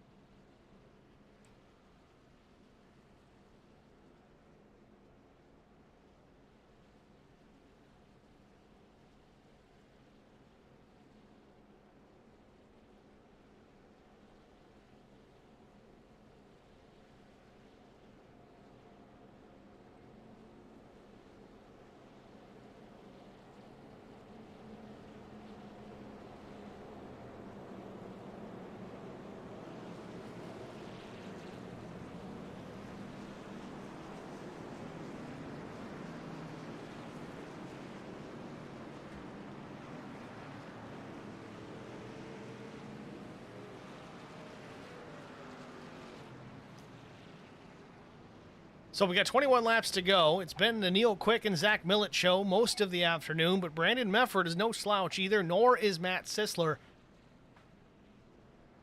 All these drivers been battling for that top spot. It's mostly been between Neil and Zach, but again, Mefford and Sisler, Drew Blaze also, those 5 guys all going to be a contender here before this one is over with. Pace car lights are off, so we're going to get the restart here. Lap 20, with 20 to go. So we work our 8th caution of the evening.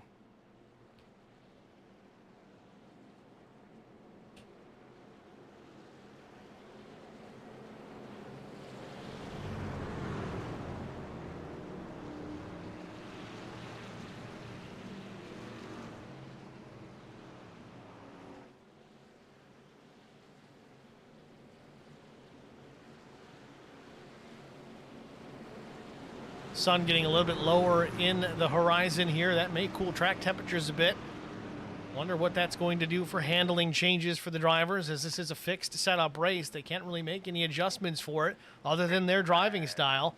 Green flag waves. Neil Quick with a good restart. He gets away. Mefford's going to take advantage as well. Millett maybe asleep at the wheel or just at a disadvantage to the outside, but Mefford's going to jump to the inside and nose out in front into turn one. Millett's going to battle back, trying to prevent that pass from being completed. Mefford's got him clear just by a couple inches off turn number two. Now Millett back to third.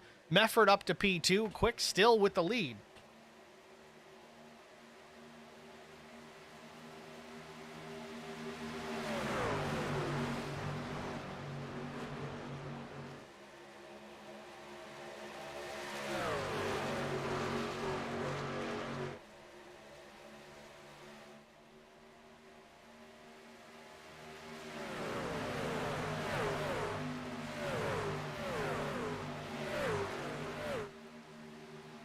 Britt Osborne heading down pit lane here, unscheduled stop. Millett, though, on the attack, trying to take P2 back from Brandon Mefford.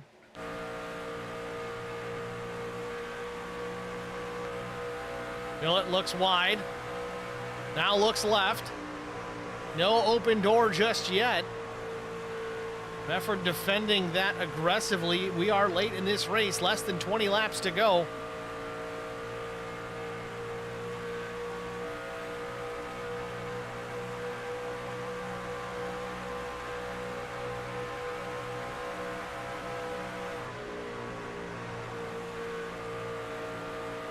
Mefford, a good set of corners there, starts to stretch it out just a bit on Millett, but Millett back to the throttle a little bit sooner.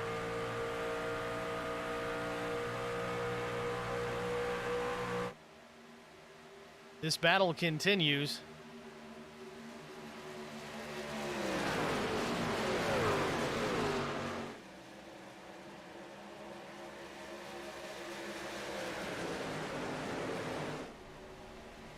Millett taking a peek. He's got the nose to the right side of Brandon Mefford here. He can't come up and try to clear him. He had a run out of four. Good run. Millett to the outside down to turn number one.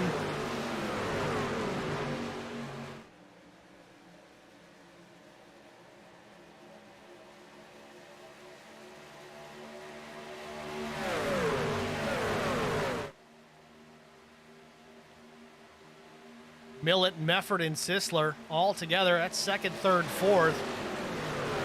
Interestingly enough, though, Quick is not running away from this battle. Just under 0.2 of a second the advantage for Neil Quick as he continues to lead here. We're going to be 16 laps to go when they cross the stripe. Millett, though, has that second spot back and a good run out of four. He might try to make the pass for the lead. No, not just yet.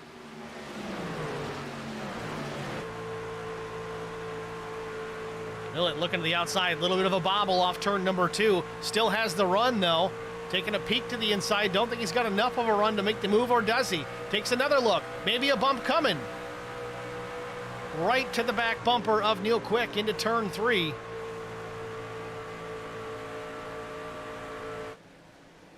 Off turn number four, right there. Millett is Quick right now, and Quick is out in front. Pushing the two down the dog leg into turn number one. Great battle for the lead here with 15 laps to go from Auto Club Speedway.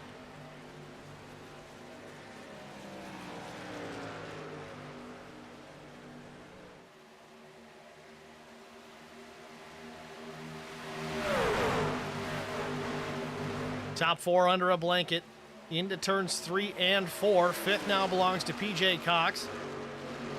Kevin Blue up to 6th. The 10 of Justin Johnson, 7th. 2 of Stevens is 8th.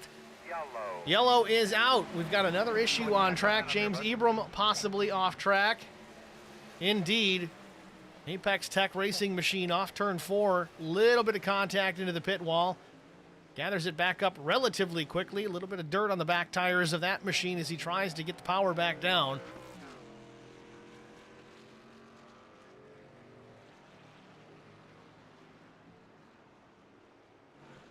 See if we can catch what happened here with the 8. This is already into it. Looks like Drew Blaze gets to the back.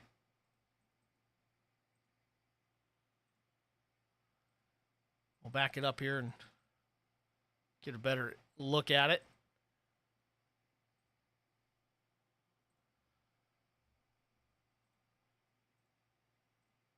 On board with Drew Blaze. You see the 8 there at the bottom. He's going to slide up the racetrack in front of the 1.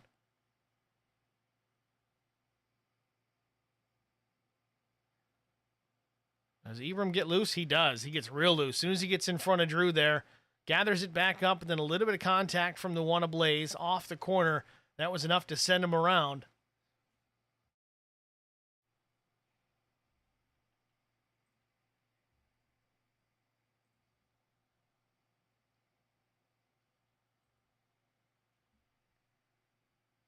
Tries to lock it down.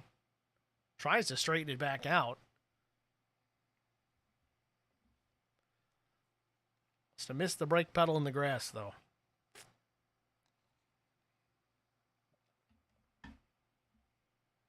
Contact with the inside wall is going to damage the left rear of that F-150. So pit stops underway. Likely to be the final stop of the day. We do have some drivers that opted to stay on the racetrack. Those would be Chad Martin, Travis Stevens, Justin Johnson, Kevin Blue. Kevin Blue is going to be the new race leader here late. This is going to make things extremely interesting when we go back to the green flag, because you're going to have a lot of guys on fresh rubber. Tommy Kohik pit at lap 78, so a little bit fresher tires, but he's going to restart 5th. Zach Millett, the first truck on fresh tires. He restarts in the 6th position. Then it's Brandon Mefford, Neil Quick, Matt Sisler, PJ Cox. All drivers taking 4 tires there. The 2-tire stop looks to be Dan Worthington. And then everybody else again, 4 tires after that. 2-tire strategy. Trying to get some track position out of the deal here. But again, we're going to restart this with probably 11 laps to go. Kevin Blue losing connection. Don't want to do that while you're leading.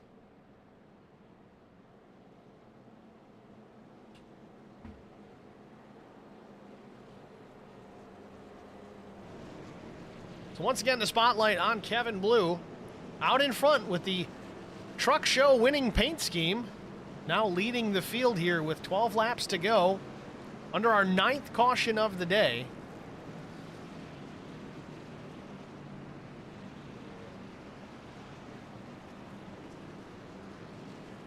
And ironically, second place truck on the track is also the second place truck in the running for that paint scheme. It was a toss-up. I went back and forth for quite a while with those two. There's a lot of things I liked about Justin's paint scheme, but ultimately I landed on the 54 of Kevin Blue, and oh, he gets the win. So pace car lights are off. Fields lined up 2 by 2. Means we're going to get the restart with 11 laps to go, hopefully to settle it. Again, keep an eye on Millett, Mefford, Quick, Sisler, Cox. Those guys all back to the top 10 with fresh tires. Top 5, well, top 4 didn't stop. Top 5 didn't stop. The top 4 pit lap 69 and 5th pit at lap 78. So multiple tire strategies out there right now.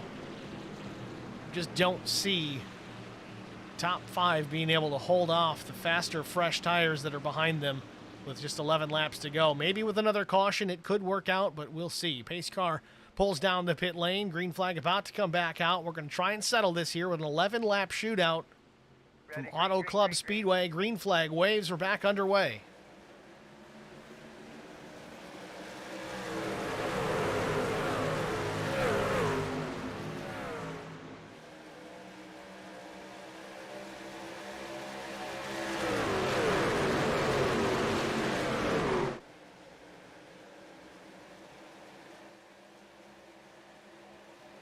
Big mess behind the leaders off turn number 2. Everybody seems to get through it clean.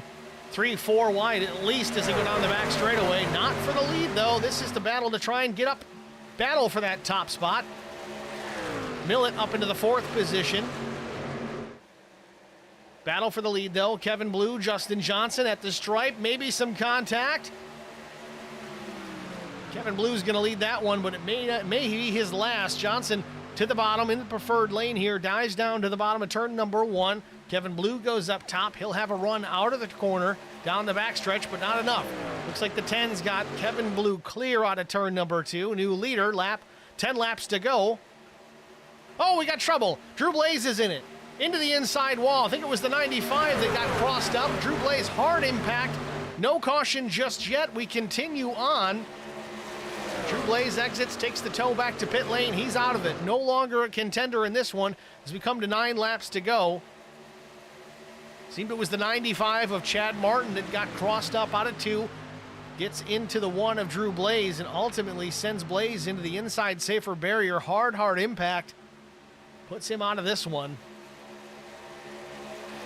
Justin Johnson with the lead. Zach Millett coming. Millett with fresh rubber down the back straightaway. We've got less than 9 laps to go. Millett taking a look to the inside. Now back in behind the 10. They work into turn number 3.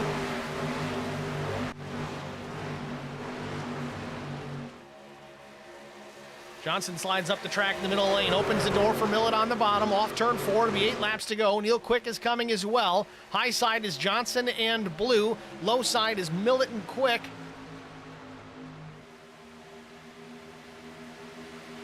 Johnson battling back up top, doing a good job maintaining some distance there as we do have a car in the wall. Looks like it might have been the 2 of Travis Stevens. It was.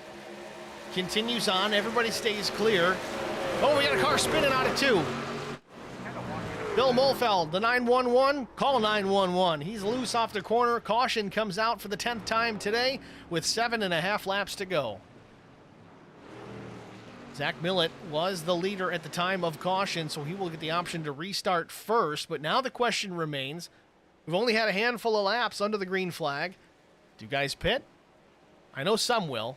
Probably the guys that were in the top 5 in the last restart, they're going to take the opportunity because there's just nothing that they could do. Obviously, track position was very important, but now it's the question. As the leaders, Millett, Quick, Johnson, Blue, Mefford, do those guys pit? You may see Kevin Blue pit. You may see Justin Johnson pit. Maybe you don't. If they can make it on fuel, which I assume they can based on the 100% fuel load, they should be fine in that department. But do they chance it?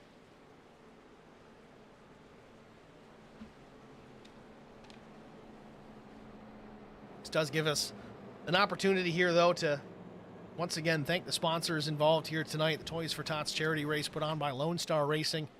Big thanks to WJM Motorsports, Flieger Farm Paint Shop, Fahey Race Wraps, LSR Gaming X on Twitch, Flex Motorsports, and of course Johnson's Tubular Pros, primary sponsor for tonight's event.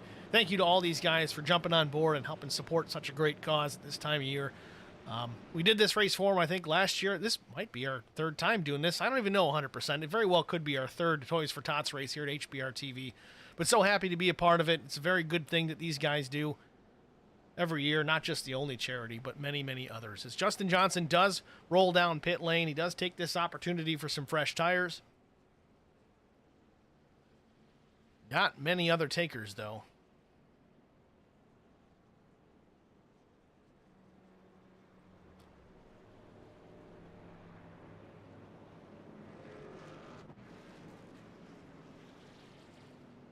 So it's Zach Millett, Neil Quick, Kevin Blue, Brandon Mefford, and Matt Sisler. Kevin Blue has done a great job all afternoon just taking care of that truck. There was an early incident, took some damage. Don't know if he burned the fast repair or not, but at this point, we're going to have 4 or 5 laps to settle this. Who cares at this point? He's made it up here into that top 5. He does have older tires. He is going to chance it and stay out. Interestingly enough, again, Millett and Quick both stay on the racetrack, as did Brandon Mefford and Matt Sisler both. Those guys have been quick all day long. Tommy Kohick still sits in the 6th position. His tires are from lap 78, so a bit older than the 2 leaders, but a little bit better shape than some others.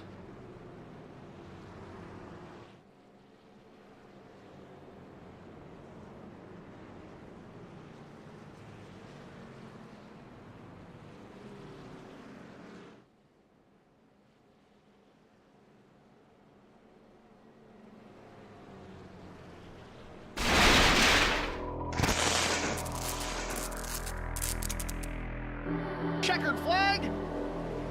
Contact and Brian Rose wins it. A photo finish at the line. Oh, we got a wreck. Will Hewitt's through the trial for the final time, and oh, they're wrecking. Big trouble. Vincent Short sneaks through, and I think Short...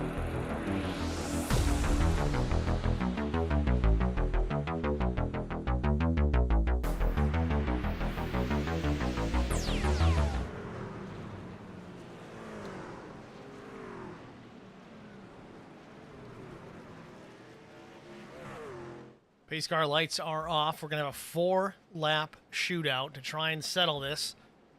Cautions do breed cautions. It seems to be the case here this afternoon. We've got our 10th caution of the day. It's an average of 1 about every 10 laps. We've got 5 to go, so maybe we're good. But then again, the aggression level certainly up with 5 laps to go, so maybe, maybe not. We will see.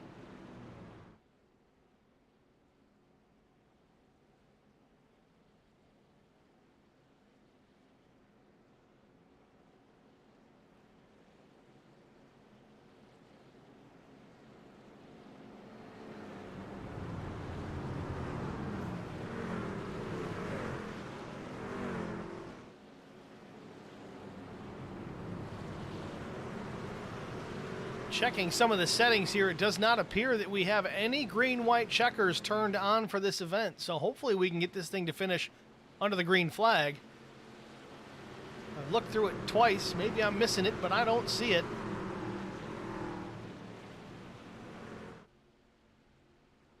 Let's try and keep it clean here. Barney waiting for the green flag here. He's got it. He's waving it. We're back underway from Auto Club Speedway with 4 laps to go. Milling out to a big jump. Neil Quick hangs there in the second spot on the outside, but he's got some company coming. Brandon Mefford pushing him along, trying to get him back caught up. We got a spin already. Car spun. Millet better stay in the throttle here because I think this could do it. We do not have a green-white checker. This could end the race.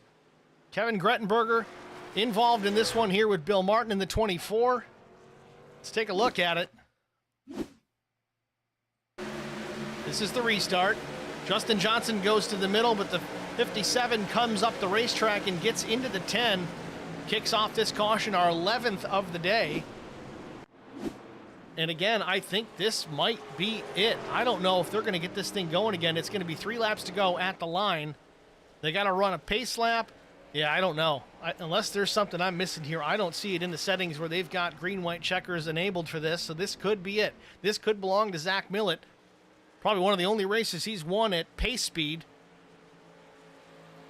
Says 3 to go. We'll find out for a moment here as soon as he crosses the line the next time by. If it resets to 3 to go, then we do have a green-white checker. But again, I am not seeing it in the league session. We do have this set as a session in the league so that we got some more control over things, but I don't see it.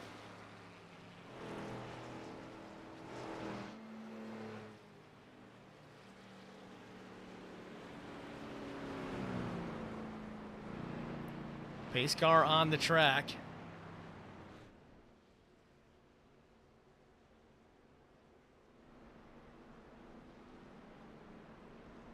Zach Millett about to cross the stripe here. Says 2 laps to go. This could be it. This race may end under caution unless somebody changes something here. We could probably switch it to 1 to go right now and have a 1-lap shootout. I don't know if they're going to do that. Maybe they are. Pace car lights are off. Here we go. A 1-lap shootout to settle it from Auto Club Speedway. Just when you think it couldn't get worse, it gets better.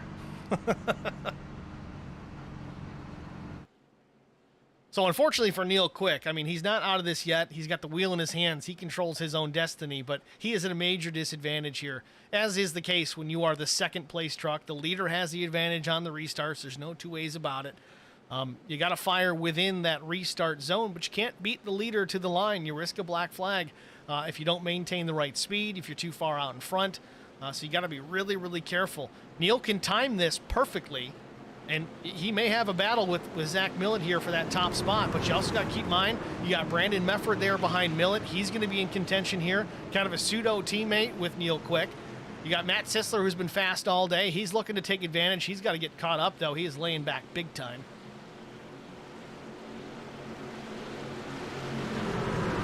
There we go, final restart of the day. It'll be a green and white flag at the line. Never look to see if Barney throws both flags. Green flag. Green is in the air.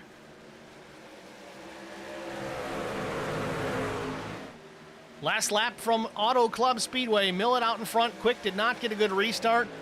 Millett's got about a truck length, maybe two on Mefford as they work through turns 1 and 2. Mefford is going to slide it real wide. He's going to have a big run out of turn number 2. Millett's going to have to throw a block here. Down the back stretch for the final time. Millett did not have the pole position, started outside, but now help coming. 83, Brandon Mefford down to the bottom with help from teammate Neil Quick. He slides to the bottom. Mefford slides up the racetrack, trying to push the 315 into the wall, but nothing doing there. We're 3 wide for the lead on the final lap off turn number 4. Coming to the stripe. Millett up top. They're wrecking off turn 4, but at the line, it looks like Millett might have won this. He did by 2/100ths of a second over Brandon Mefford. Unbelievable finish here at Auto Club Speedway. Zach Millett, your race winner. Margin of victory less than 2/100ths of a second. It says 0.01 here on the tower. On my end, it rounds it up to 0.02, but that is rounding. Millett takes the win. Glad we didn't finish this under caution. That would have been a shame. Glad we got to see that one finish under green flag conditions. The top 3 finishers made it exciting.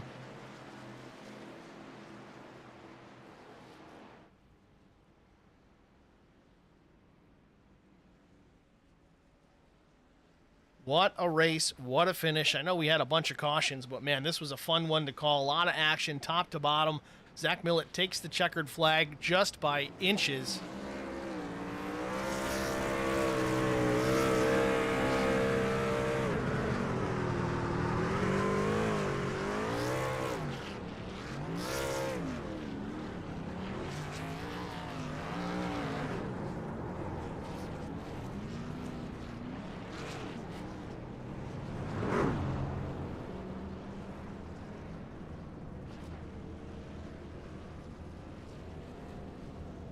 Let's try and get a look at that checkered flag moment here coming to the line.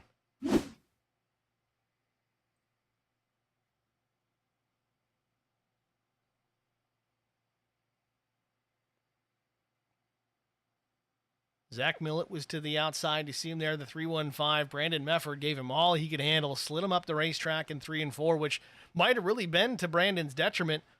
Kind of forced Millett to take the high lane and have the momentum, but at the stripe, you see it, it was just about 3 wide.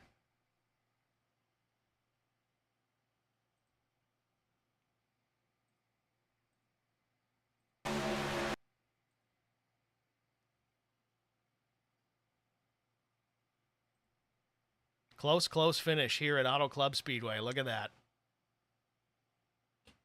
Well, we're going to step aside, get a break out of the way. We'll be back with our top 3 finishers after this. Stay with us.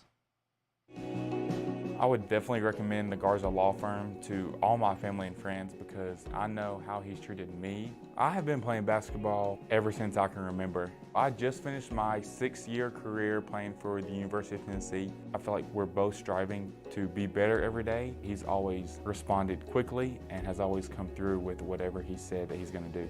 The Garza Law Firm is definitely somebody you want on your team. The Garza Law Firm. Let us help.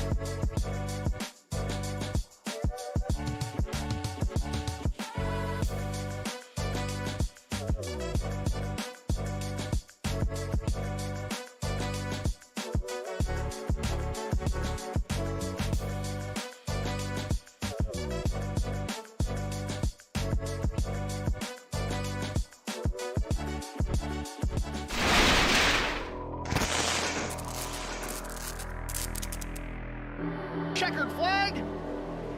Contact, and Brian Rose wins it. A photo finish at the line. Oh, we got a wreck. Will Hewitt's through the trial for the final time, and oh, they're wrecking. Big trouble. Vincent Short sneaks through, and I think Short...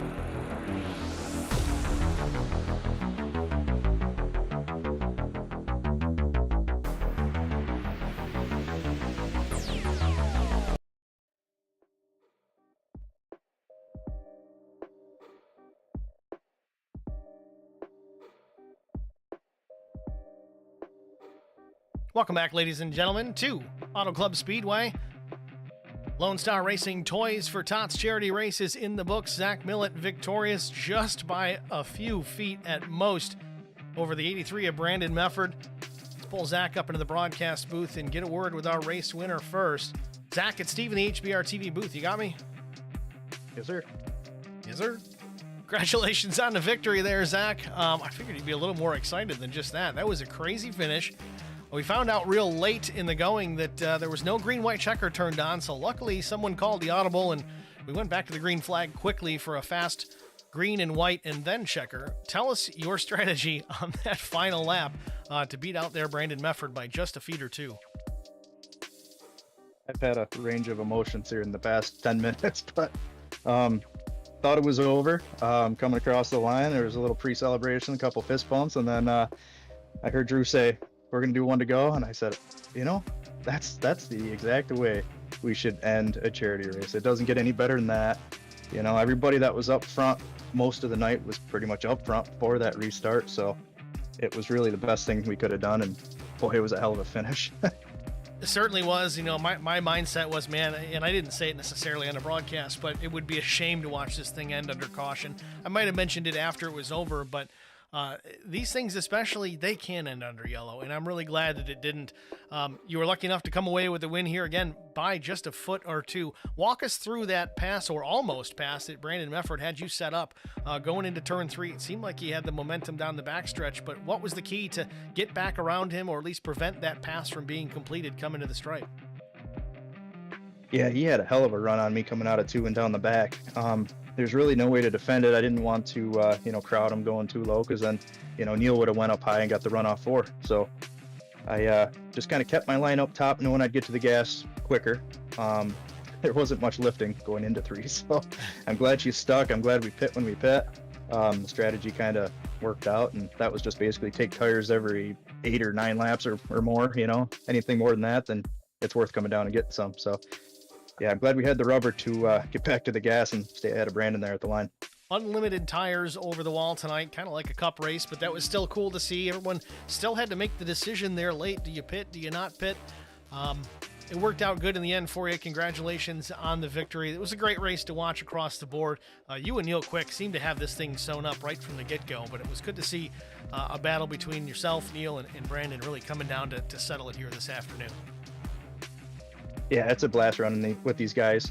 It was bittersweet the Scar ended, because it's just one less race we get to do with all the guys, per week. So I'm glad we're going to be looking into some different leagues and some of the same guys will be running, and it just doesn't get any better than running with these guys. Well, Zach, again, congratulations on the victory. We're going to let you slide and pull Mefford up here. Before we do, who do you have to shout out to?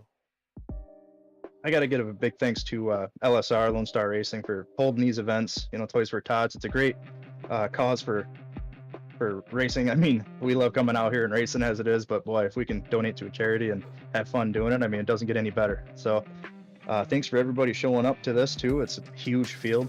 It's a freaking blast every time. You got to thank you, Steve, and HBR TV for the broadcast as always. Justin Johnson for all the, taking on all the stress for these things. I can't imagine, everything he's got to do just coming into the race. I think he got 1 or 2 laps of practice because he was just so busy. So big thanks to him. Track Bar Media, and shoot me a follow on Twitch and YouTube at That S4 Guy. All right, Zach, again, congratulations, man. Good luck at the next one. Thanks for talking to us. Thanks, man.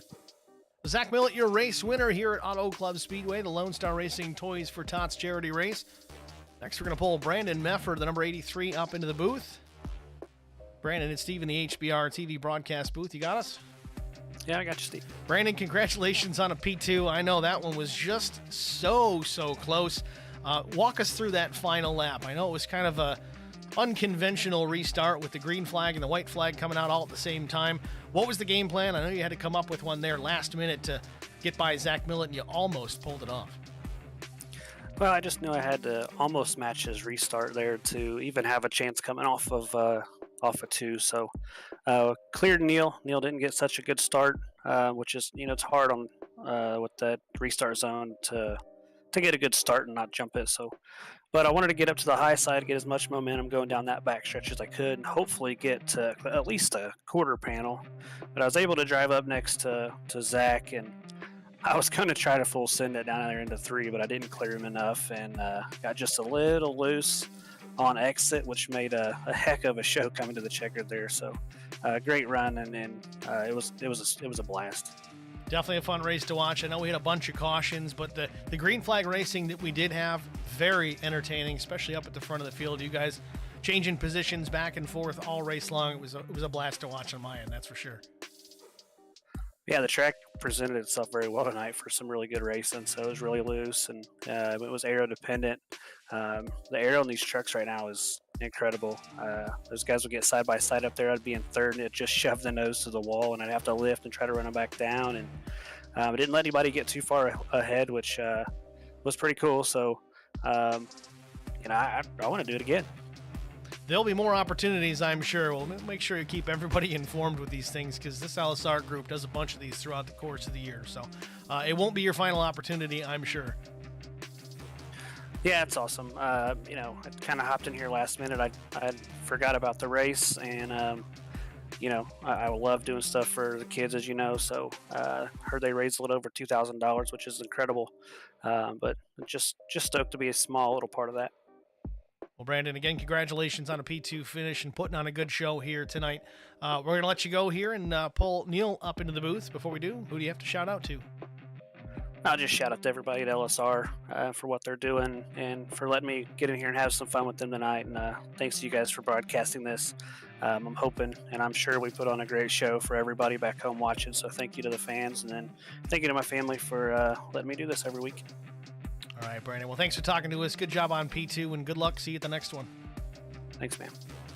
It's Brandon Mefford, your second place finisher here at Auto Club. Next, we're going to pull Neil Quick, our third place finisher, into the booth. Big contender for the win here tonight. Unfortunately, a P3 finish. Not quite the win that we were looking for. But Neil Quick, it's Steve in the booth. You got me? Yeah, I got you, man. Neil, nice job. Great run. Great race. Just not the finish that you had in mind. Started up towards the front, finished up towards the front, but P3. Tell me about your race.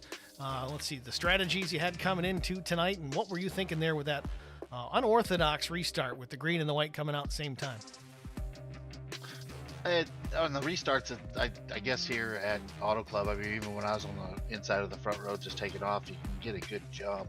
And usually you drag the guy behind you with you before the guy on the outside, but I was trying my damnedest not to get jumped, and sure enough, I got jumped. But I'll be honest, I mean, I can't say enough about racing with the guys I raced with tonight, and a big thanks for Lonestar putting on an event like this, a Toys for Tots type event. It was absolutely a blast, and I'd do it again.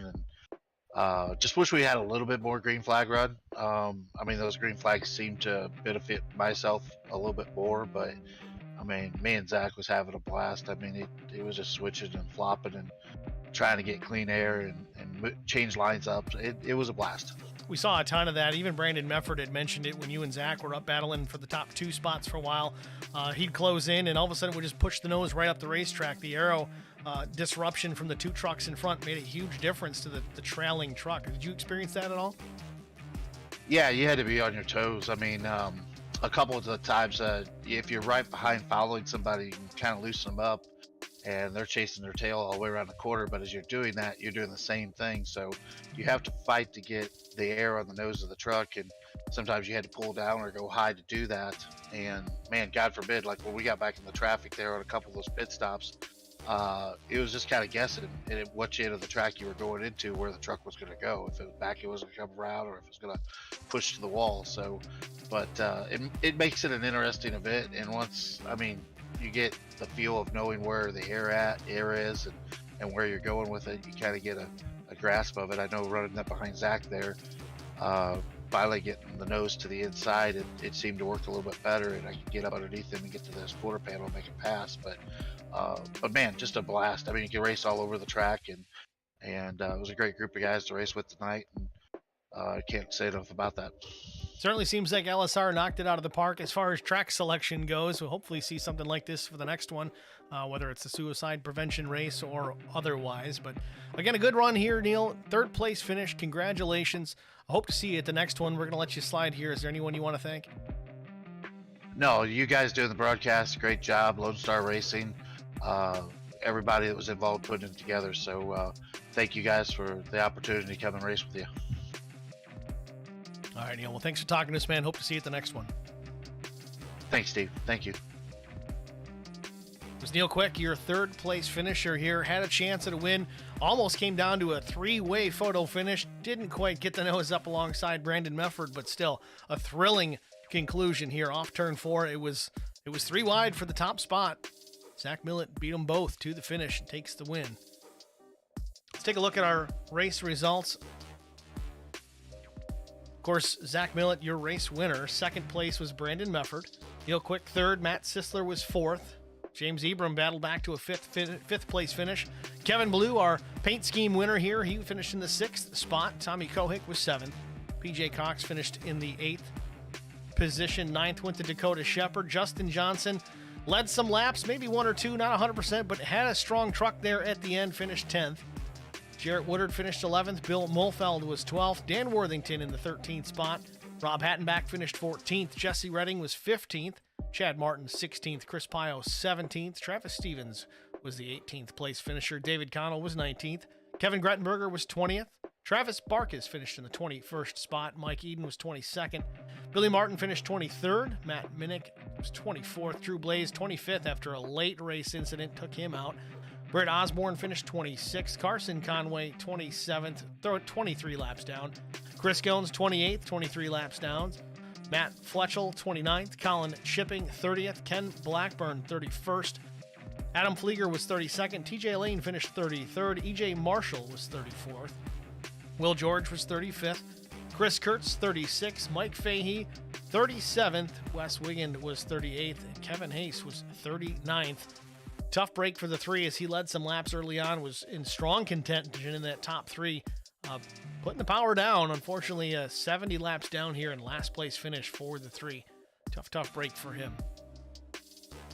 Got to thank you guys for tuning in tonight. I guess this is pretty sure this is our third Lonestar Racing Toys for Tots race, if not our second, but they get better and better. I know we used to do them, I think it was at the Super Speedways. Things are a little bit different. I know we've run something at Pocono. A lot of these, I guess you could call them exhibition races. They're not their regular season stuff that they run on Thursdays, which we also cover here at HBR TV. So if you're new to the fold and new to the stream and you like what you saw tonight, please give us a like, a follow, a share, a subscribe, turn on the notifications, all of those things in that YouTube algorithm. It really helps push this to a wider audience, and at the end of the day, that does help the channel. So the link, the address, youtube.com/@HBRTV and the number 1. Over on Facebook, it's facebook.com/HBRTV and the number 1. There's no @ in that one. We don't stream on the Facebook side. We do some posts there. We'll share the YouTube link on the Facebook side as well, just so it's easier to find and access if that works better for you. But we do appreciate every one of you being here. We had a pretty strong crowd here tonight. Was very impressed to see that. A good handful of people also in the stream chat. Again, those of you new to this, as far as HBR TV is concerned, I love when you guys come in that stream chat, chat us up. I do appreciate it. It gives me another avenue of things to talk about if we have a snoozer of a race. Didn't really need it too much tonight, but we do still appreciate it. Always chime in, tell us who you're rooting for, where you're watching from, anything of significance. It doesn't need to be crazy, like amazing. Just say hello. I don't care. It works for me. But we do appreciate that, and it absolutely does help out the stream. So with that, we're going to get out of here. Congratulations to Zach Millett. I'm Steve Singer with HBR TV. Thanks for watching, folks. We'll see you at the next one.